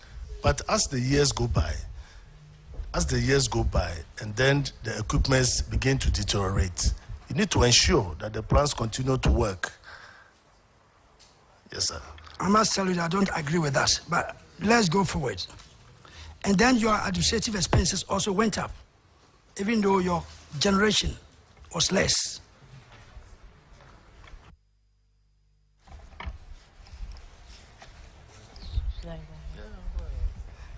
Yes, administrative expenses also went up. And like I said earlier, human resource went up, and therefore administrative expenses also went up. So it's related. But I would also like to add that the people we took on in 2021 are still working, and there has been an increase in generation since then. So this was a decision taken at the time because we felt there was a need to do so. And you run your plant as reserved one or major generation plant?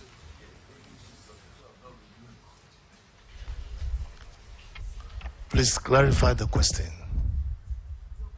Yes. Is it a reserved?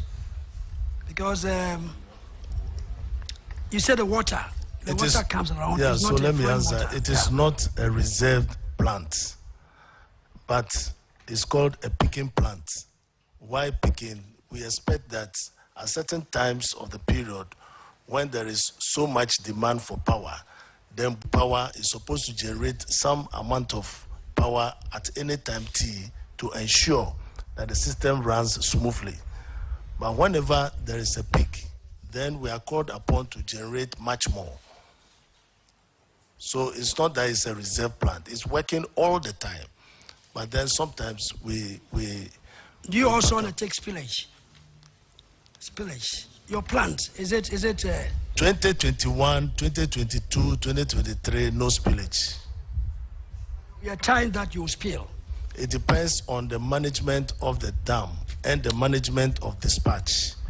And are you making sure? A master plan to ensure that we do not spill in any other year. So are you saying that the Akosombo Dam didn't have any proper thing in place? Please, I cannot answer that one.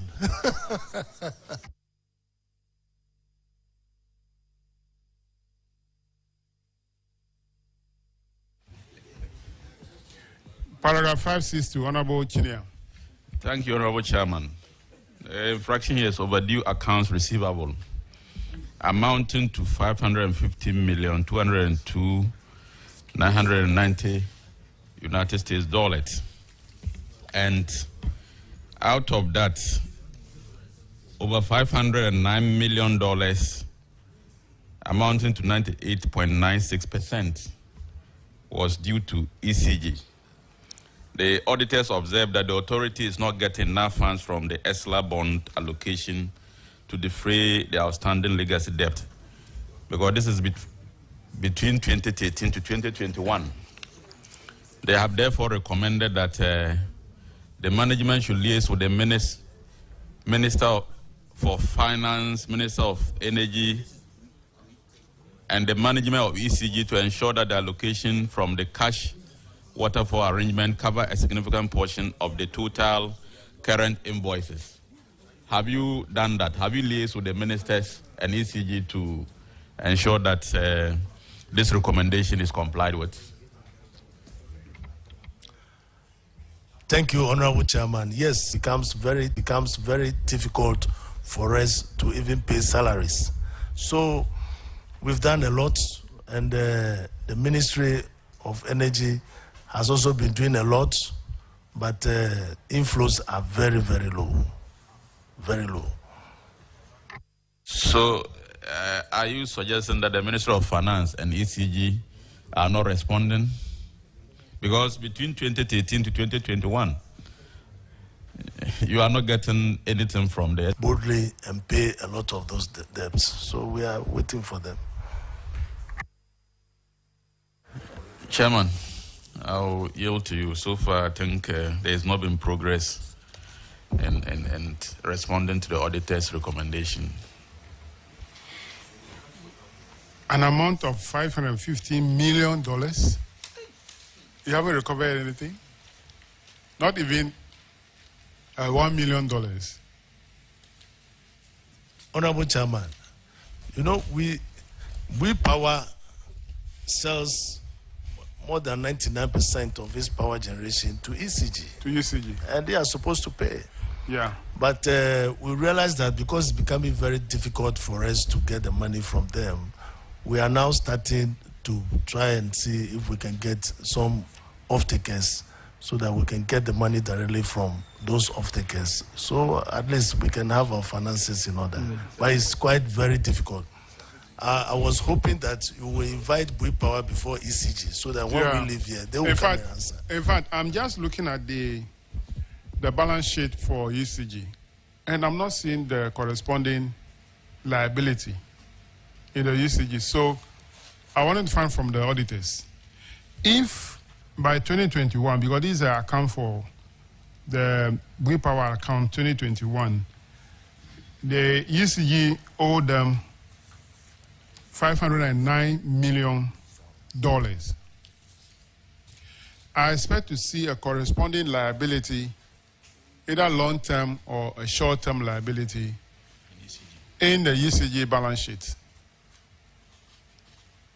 And when you come to ECG balance sheet, the current liability, I don't know where you capture it. Did you capture in the current liability or long-term liability? Because the current liability is 17 billion Ghana cedis. So if you convert the $509 million using the rate, exchange rate at the time into cedis, will it fall within the 17 billion as the debt owed by ECG, so that we can say that Bui Power debt is accommodated within that current liability? I don't think so. They owe GNPs, they owe Ghana Gas also. Yes. They owe Ghana Gas. So, auditors, there is a need for some reconciliation. If not, it means that ECG owe more than we are seeing in their financial position. One note, Chairman, even as at October 2023, the debt has increased to 701 billion USD. That's for the Bui one. ECG. A million ECG. From 500. Yeah, for 500, I have now $729 million. That ECG owes us. That ECG owes you. Wow. It's too much. Because they self, yes. No. Now, Bui Power, CEO, why are you charging ECG in dollars?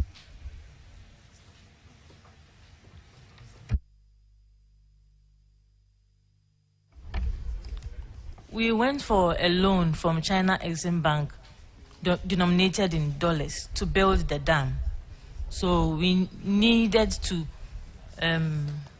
get a price that can take care of the loan we went for. And it's all denominated in USD. And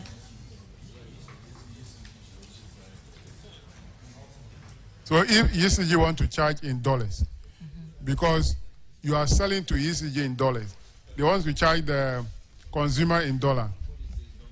Can we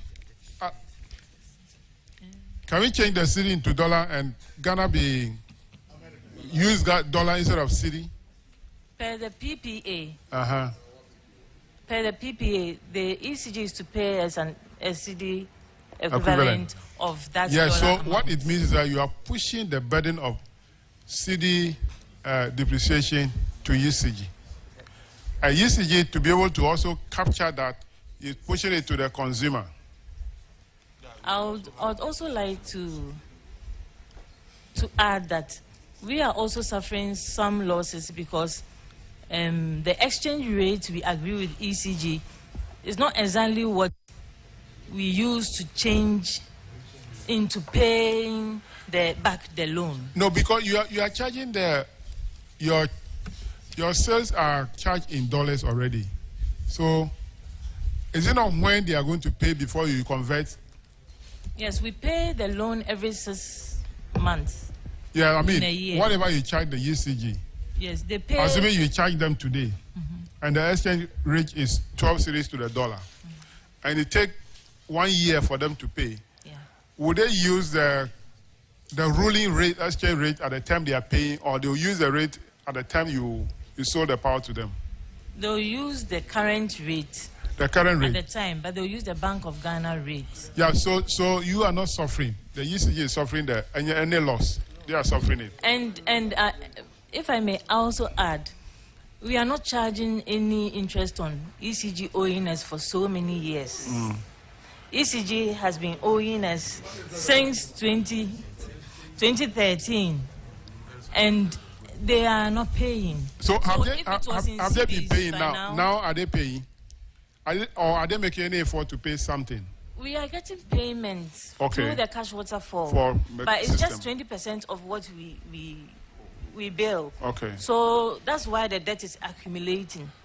How over are you the able to years. operate to meet your cost? Currently, So what? how are we able to operate? By the hand of God. By the hand of God, I believe you are not the one who called pastors to come and pray for water into the reservoir.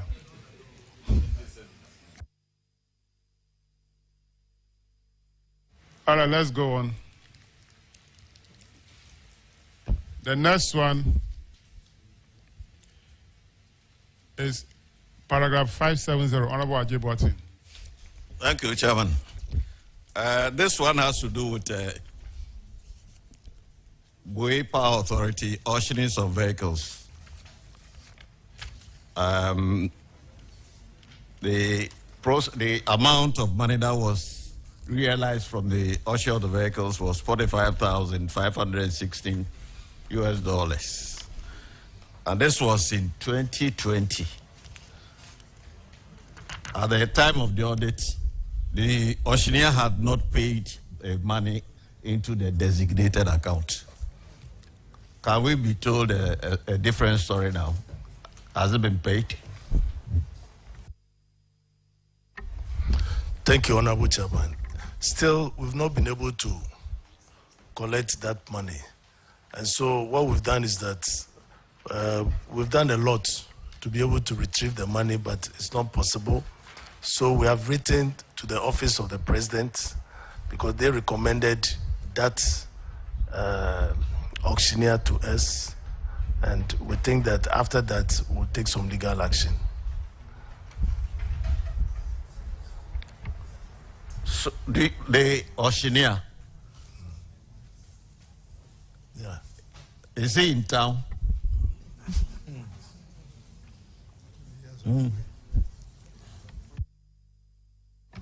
We contacted the auctioneers registration board to see if we can get through to him through them. And we also wrote a letter to him, copied the board. We've been calling.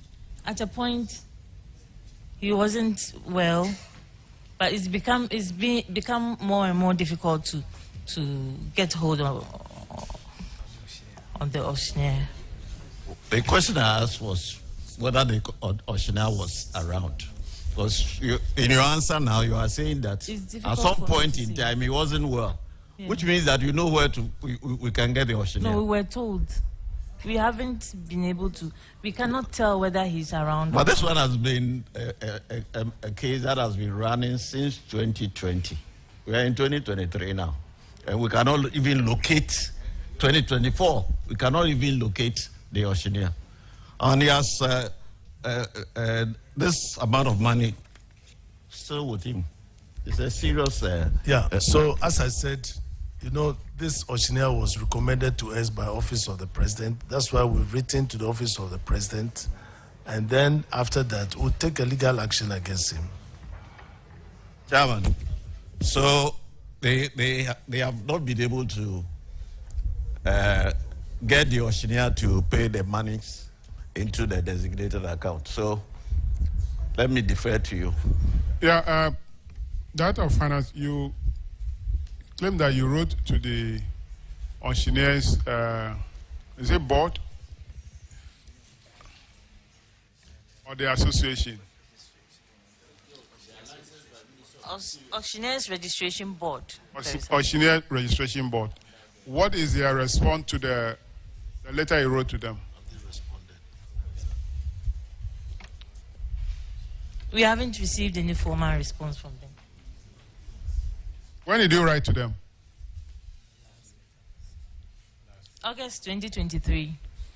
August 2023. Yes. So for almost 5 months past, they have not responded. No, Mr. Chairman. So you don't know where this auctioneer is at the moment?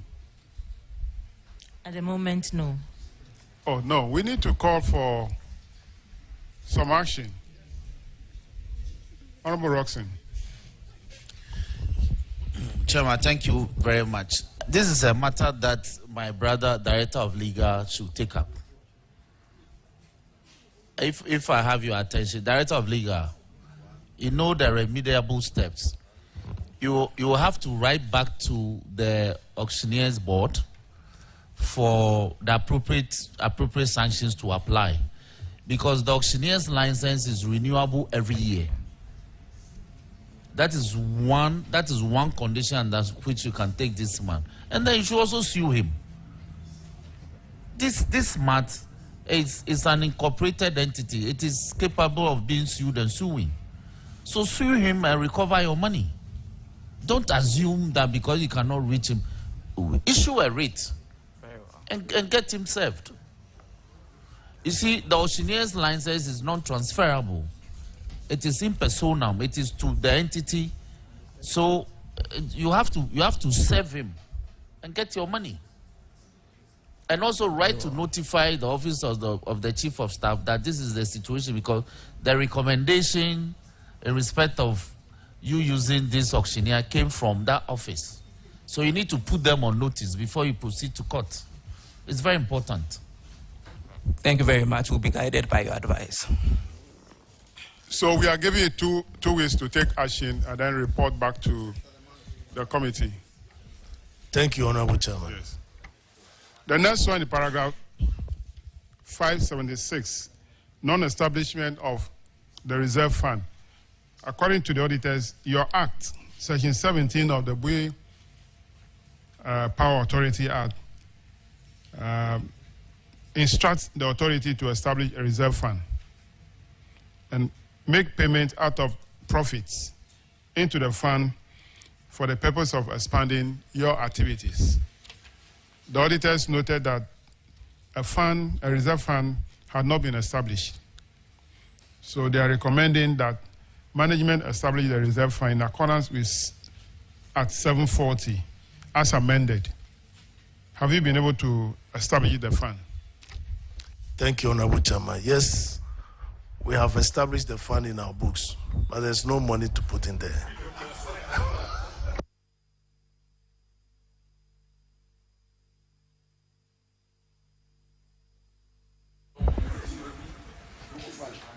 Honorable Jamashi, Kofi Jamashi, you made a profit in 2021. Your statement showed that you made a profit of 239.9 million Ghana cedis profit in 2021. I know profit is not cash, but when I come to your statement of financial position, there is also, under your current assets, you have 3.3 billion Ghana cedis. It's not can be entirely cash, but there is a cash component. If you go into details of the account, you know that the cash component is there. Why are you saying that you have established the account in your books, but there is no money to transfer in?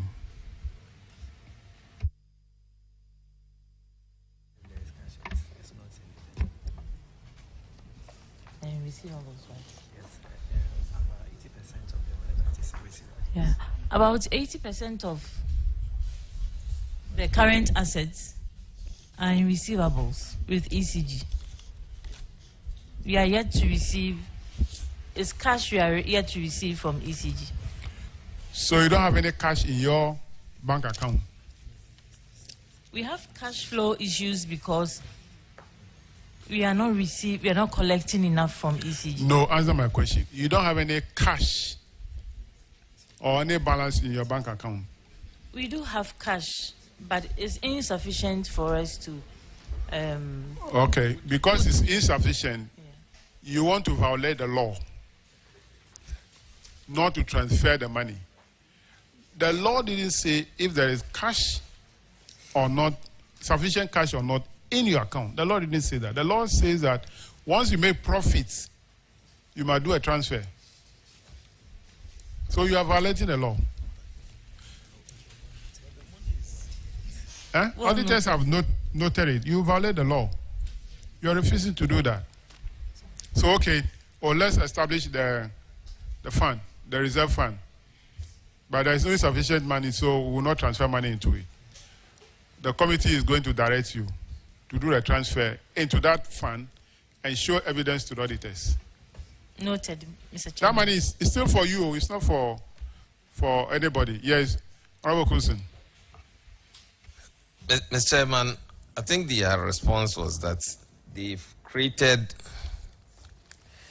have created a fund ledger in their books.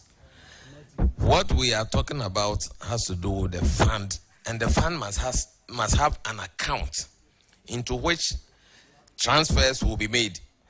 And when transfers are made into that account, those monies will even be invested to generate additional, interest. So the ledger doesn't solve the problem at all, Mr. Chairman. I agree with you. Thank you. Yeah, so that is why I said they should do the transfer into the fund. If they don't have an account, they can't do the transfer. So for them to do the transfer, they will have to open the account. Yes. Auditor, under paragraph 577, you noted that the reserve fund has not been established. But they are financing projects from their normal pool. So, Director, you have been financing projects from your authorities fund pool. The only thing that you are not doing is that you are not creating a special fund for that. That is the observation of the auditors. So if you say you don't have funds, it's not true.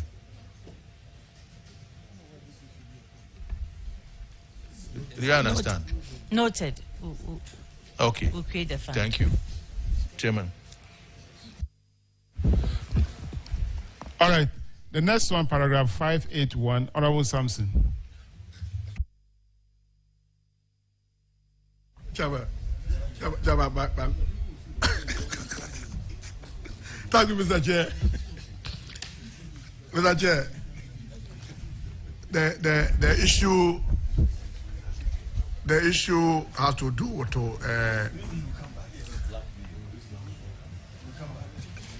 Chairman, I'm on the yes. The issue has to do with regulations for the B power, and here the auditors gave you some guidelines. I thought probably, looking at what they are saying, you need to protect the property in terms of restricting and the use of the lake, then water, the way they assess the people and operations, not even the community around the B dump. So you need at least some law that can prevent them from doing that. So why prevent you from doing it, looking at the number of years you're operating? There's a number of suggestions they even made in terms of a movement of motor, movement into the lake and all that. What prevented you over the years from doing this? Thank you very much, Honorable Chairman. We have a lot of things going on to protect, first of all, the lake, and to ensure that the people who live around there benefit from the lake and benefit accordingly. So, for example, we have this our forestry program to ensure that minimum of 50 meters away from the dam is all to be planted. And we are on it seriously. If you go there, you will see. Even we are very soon going to get carbon credits for that. Apart from that, we try as much as possible to limit people from going onto the lake to fish. As the years go by... No, Chairman, with all due respect, the auditors have recommended that you should have a regulation pursuant to the law. You don't have it. So you should be assuring the committee that you take urgent steps. Like you've said in the report, consult the AG and have it done. Now you are justifying why you don't have a regulation. And the regulation is also a revenue generating regulation. Yes. With all this you are saying, you cannot enforce it without a regulation. You can't enforce it. Honorable Chairman, noted. Or probably... noted. Chairman, I think that with your exit, he was waiting to come and do the regulations in Parliament. but he said if not... Yes. Chairman, if I may, and you see, the regulation is supposed to give effect to the law. It's also to generate revenue for you. So it's very important that you, Director of Legal, once again, I'll place this matter squarely on your lap. You have to take steps and have the regulation drafted by the AG, sponsor it, and bring it before the Subsidiary Legislation Committee and have it passed. Please, it's very important. Your law is 207, and we're in 2024. Without the regulation, it's such a big gap. Please. And well noted. And further to this, if you check the auction sales law, section 8, the auctioneer is supposed to post a bond with the board. The value of that bond, you should be able to redeem it to recover the value of the cars that we speak of. So proceed and act. Thank you very much. Thank you for your guidance. Paragraph 586, Honorable Sophia. Thank you very much, Chairman. 586, your infraction here has to do with investment in associates. The auditors are saying that we Power Authority acquired 33,000 shares at a cost of 33,000 Ghana cedis in the Nuclear Power Ghana Limited upon incorporation on the 4th July 2019. However, no share certificate has been issued to the authority by the NPGL in accordance with the Companies Act. There is no share certificate to confirm the authority's interest in the NPGL. Auditors urge that management to obtain the share certificate from NPGL to confirm the 33,000 shares acquired by the authority. Have you been able to comply with the recommendation? Thank you, Honorable Chairman. Yes, share certificate has been accordingly issued to the authority. Auditors, please, can you confirm to us if you are satisfied with the answer? Honorable Chair, they've obtained the share certificate. Thank you. Chairman, that will be all for them. Thank you very much. That will be all for Bui Power. But there is a public interest question. Honorable Sam George. Honorable Jamisi, good afternoon.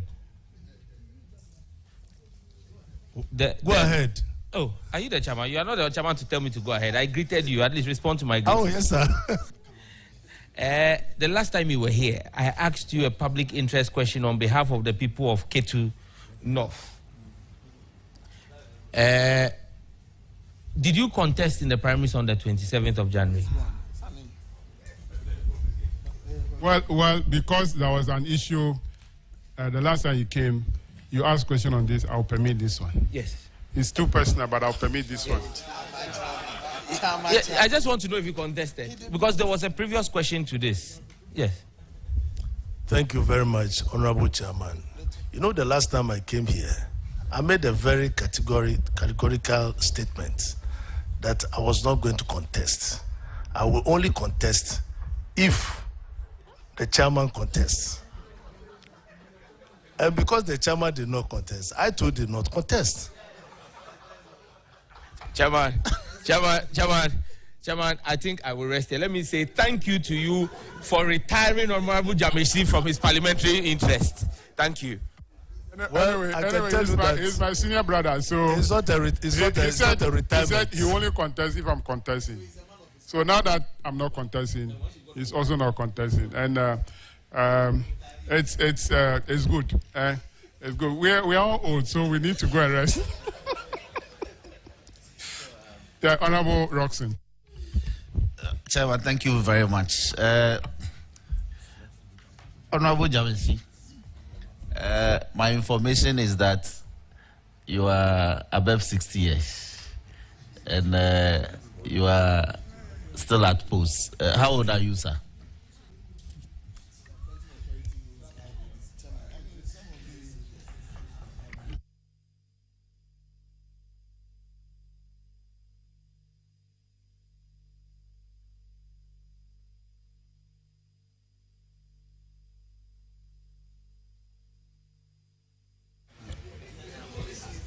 Honorable Jamashi, we want to find out if what is your age? So is my age connected to being the CEO? I want to understand the question very well before I answer. Yes, yeah, it is. You are holding a public office, so there is nothing about you that could be private or personal. I'm 64 years old. Okay. Okay, so do you have a contract from the board? Yes, I have contract up to September 2025. Very well. Thank you very much. So is the matter not ended? Why do you want to drag a little simple thing? He said it's on contract. Kindly furnish me with a copy of your contract. Thank you very much. I will.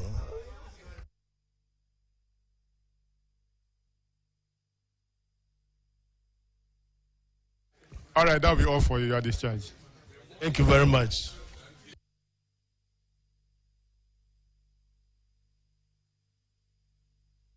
All right, let's have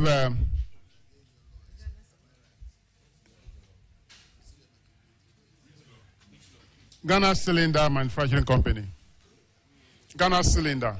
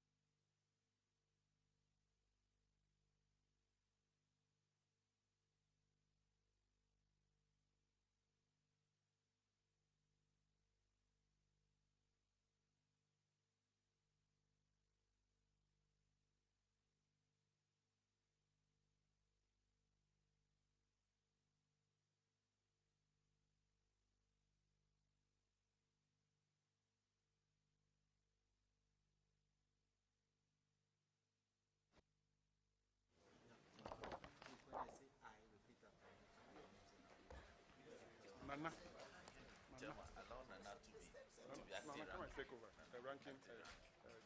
I, swear by the Almighty God. Swear by the Almighty God that the evidence I shall give before this committee. That the evidence I shall give before this committee. Touching the matter in issue. Touching the matter in issue. Shall be the truth. Shall be the truth. The whole truth. The whole truth. And nothing but the truth. And nothing but the truth. So help me God. So help me God. Thank you.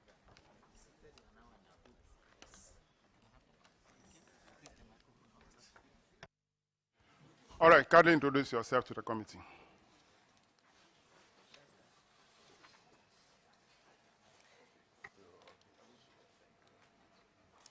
Good afternoon, Chairman. I'm Mrs. Genevieve Saki, Managing Director of Ghana Cylinder Manufacturing Company. Thank you.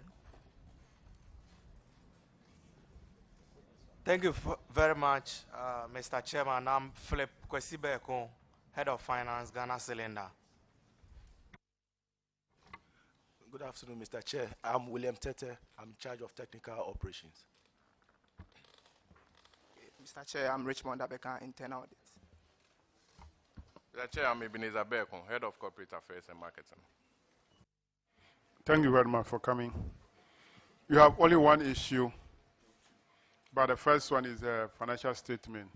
Paragraph 513. Honorable Bao, take it. Thank you, Mr. Chairman. And looking at your financial or expenditure income table, I find out that your total income decreased by 64.1% from 2020 to 2021.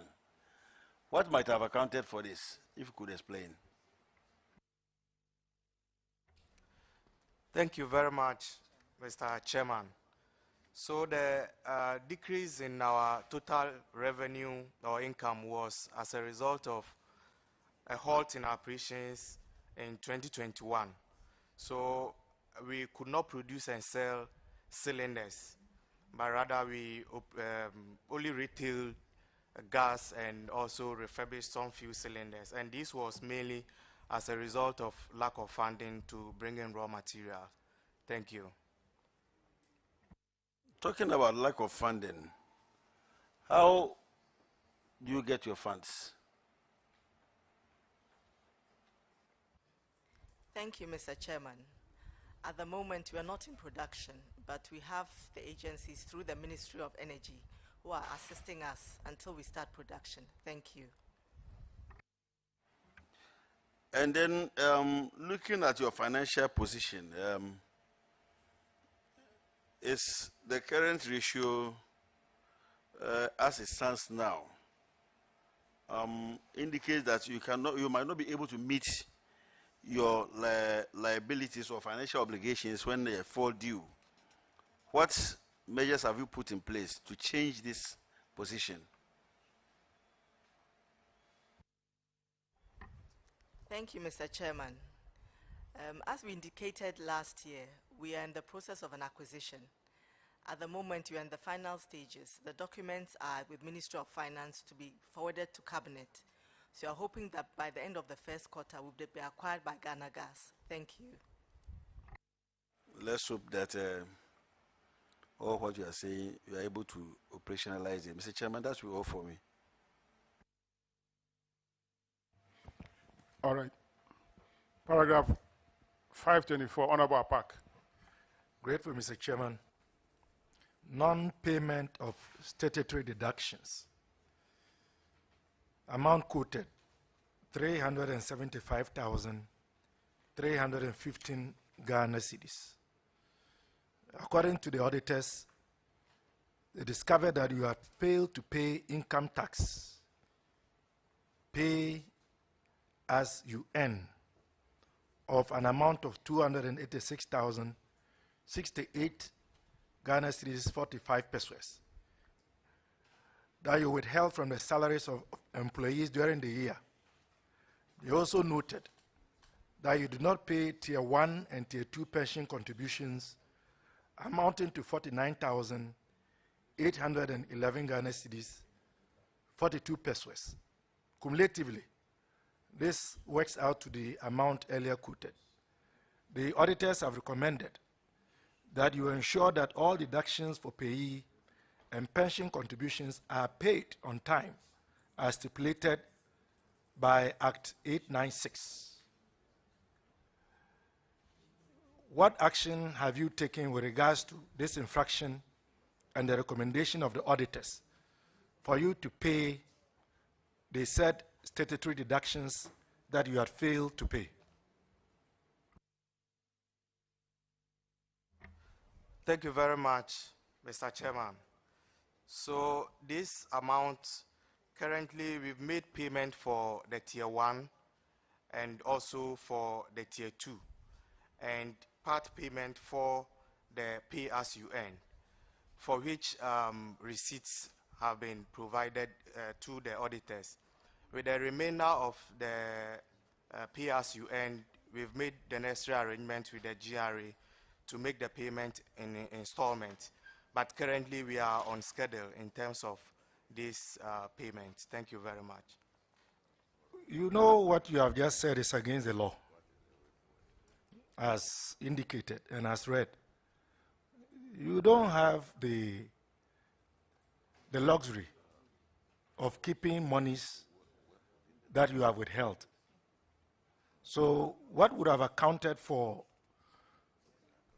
withholding monies and not paying them to the necessary institutions, to the extent that you are now making arrangements to defray something that you had withheld? Thank you very much, Mr. Chairman. So, as one of the honorable members said earlier, our liquidity position is not the best, so we face some financial challenges as at that time, and that accounted for this. But going forward, we've resolved not to repeat some of these infractions. Thank you very much. So how soon will you finish paying? Because we are in 2024. This is the 2022 audit report.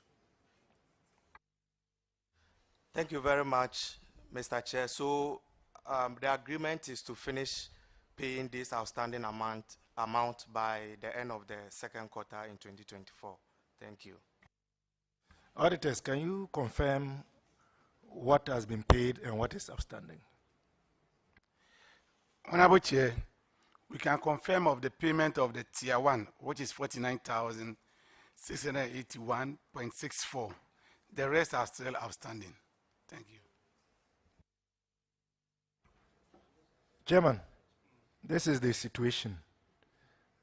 I didn't know the Ghana Steel India Company was so handicapped to the extent of withholding and utilizing monies that they should be remitting on behalf of workers. I'll leave it to your better judgment.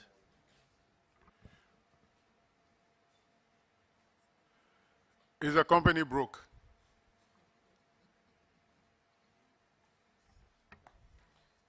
Thank you, Mr. Chairman. Yes, at the moment, we are not in a very good financial position. But as I reiterated, because we're going to be acquired by Ghana Gas, most of these issues are already being resolved, pending the final signature of the acquisition. Thank you. Sorry, is the word she's looking for insolvent? No. There were issues involving sole sourcing procurement in the past, where the former CEO is the position or managing director. The managing director. The former managing director. Yes, please. Francis SCM. Yes, please. Appeared before the committee here. There were a number of issues, sole sourcing, involving millions of dollars. This committee referred this matter to Attorney General for prosecution. Up till now, Parliament also failed to communicate the decision of the House to the Attorney General. We'll be taking that matter later as a committee. And that woman is no more there. No, please. So you are now in charge. Yes, please. So you are now finding it difficult to even operate. So are you now importing the cylinders? Because of the CRM policy introduced by the government on 1st September 2023, and due to our situation, we have been given the sole responsibility to refurbish all recalled cylinders. Okay. To which we've already ordered the machines to do that. Wow. So if I need a new cylinder now, how do I get it? There are other parties in the market at the moment. Wow. So they are importing the machines? No, they are actually manufacturing them in Ghana. Oh, okay, good. Yes, thank you. All right, so you are in competition now. So if you don't put your house in order, you'll be out of business. Yes, please. Now, the staff whose contributions you are holding here are now losing. They are losing because we have not sent the money for their account to be credited. And for the tier 2, the value of the money is going down. I'll leave my finance manager to talk on that. How soon do you think that we can raise money to pay this money to the fund managers? Honorable Chair, the tier 1 and tier 2 have been paid. We have copies of the receipts. Okay, then give the auditors confirm the tier 1. So the tier 2, you need to give the evidence to the auditors to confirm. Now, Okay, sir. Thank for the tax component, we are urging you to pay any penalty that will be arising out of this. You have to pay it personally. Any penalty that GRA will charge for not paying the income tax to GRA, any penalty that they raise, you have to pay it. If they don't raise any penalty, that's your luck. But once they raise it, don't use the company money to pay. But as a management, not you as an individual, management, current management will have to find money and pay for it. Thank you, Honorable Chair. That'll be all for you. You are discharged. Thank you. VRA Health Services Limited. VRA Health Services Limited.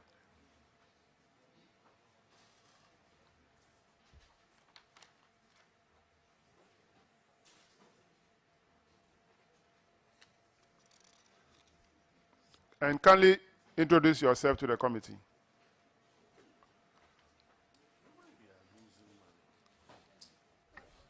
Honorable Chair, my name is Dr. Kwabna Omari Yeboah, the Medical Director. Okay.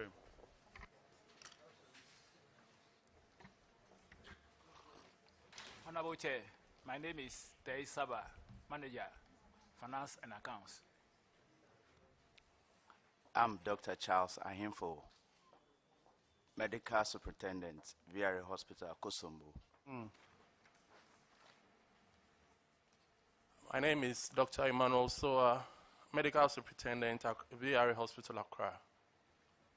All right, thank you very much. Your financial performance is not good. In 2022, your income is negative. You made a loss of 40 million Ghana cedis. 2021, it was 34 million Ghana cedis. Now it's 40 million Ghana cedis. It doesn't look good at all. Is there any reason why you continue to make loss? Yes, Mr. Chairman. I would want to give a certain background to this. The health service, VRA Health Services, set up about 60 years ago. When VRA was set up not as a profit center, but as a cost center. And so it was run as a department of VRA. Then in the late 2010s, that's somewhere 2019, VRA decided that they want to turn it into a subsidiary. So from that time, the accounts of the VRA Health Services was prepared separately from VRA. Now, as a new company, you have inherited staff with a certain salary structure, which has become more of a fixed liability, if I should put it that way. And so the intention of the shareholder is for the VRA Health Services, not only this time around providing service for just the staff and the dependents, but somehow go to town and ensure that we will be able to raise some revenue to cover the cost which the authority has been incurring. Now, the authority, where the authority is set up, is also such that the financial situation of the people within those enclaves are low.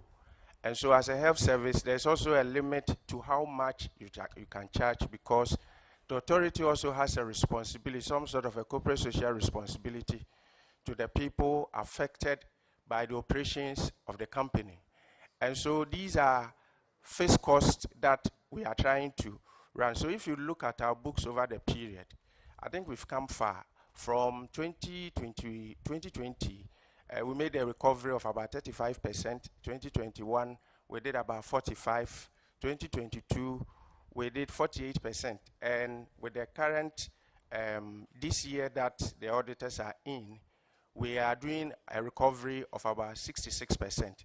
So we are coming from somewhere, and that is how you see these things in our books. But we are very determined that within the shortest possible time, we should be able to raise enough revenue to cover the cost and also reduce the burden on the authority. Mr. Chairman, thank you. Is the financial status of the area you operate, is it going to improve? No. If that is the reason why you continue to make losses, probably you are not recovering full costs. If you are saying that in the shortest possible time, you make a full recovery, will the situation change? Will the community income improve to do that?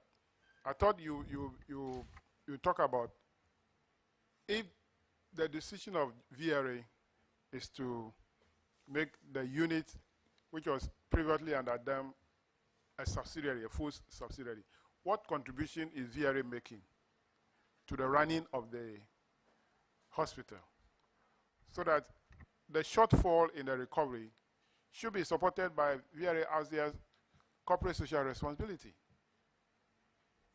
Honorable Chair, that's exactly what is happening. VRA supports the company. Now, what the authority wants us to do is not only concentrate on in the enclaves where it operates, because even in that space, there's even a limit to which the authority will allow us to raise prices, because they have a certain responsibility. And the authority prides itself in providing quality care for the areas. And so it invests so much in equipment, and yet the people who patronize our communities, the income levels are low. Currently, Akosomo Hospital serves as the district hospital for the Asojaman district. And then the Abuazi Hospital serves as a district hospital for the Shama district. And so there's a limit. So what we are doing in the short term is also expanding to areas where we can charge the appropriate fees. And that is where the management is driving to within the next 4 to 5 years now. All right. We hope that your effort will yield good results, so that you don't continue to experience these heavy losses over for your operation. The next one, paragraph 542, Honorable Kofi Adams.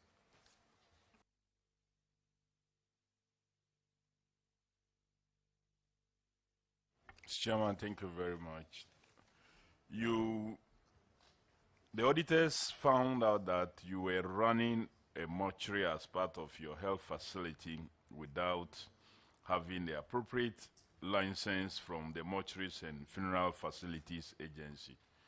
You accepted this finding and promised to work at it. Have you done so?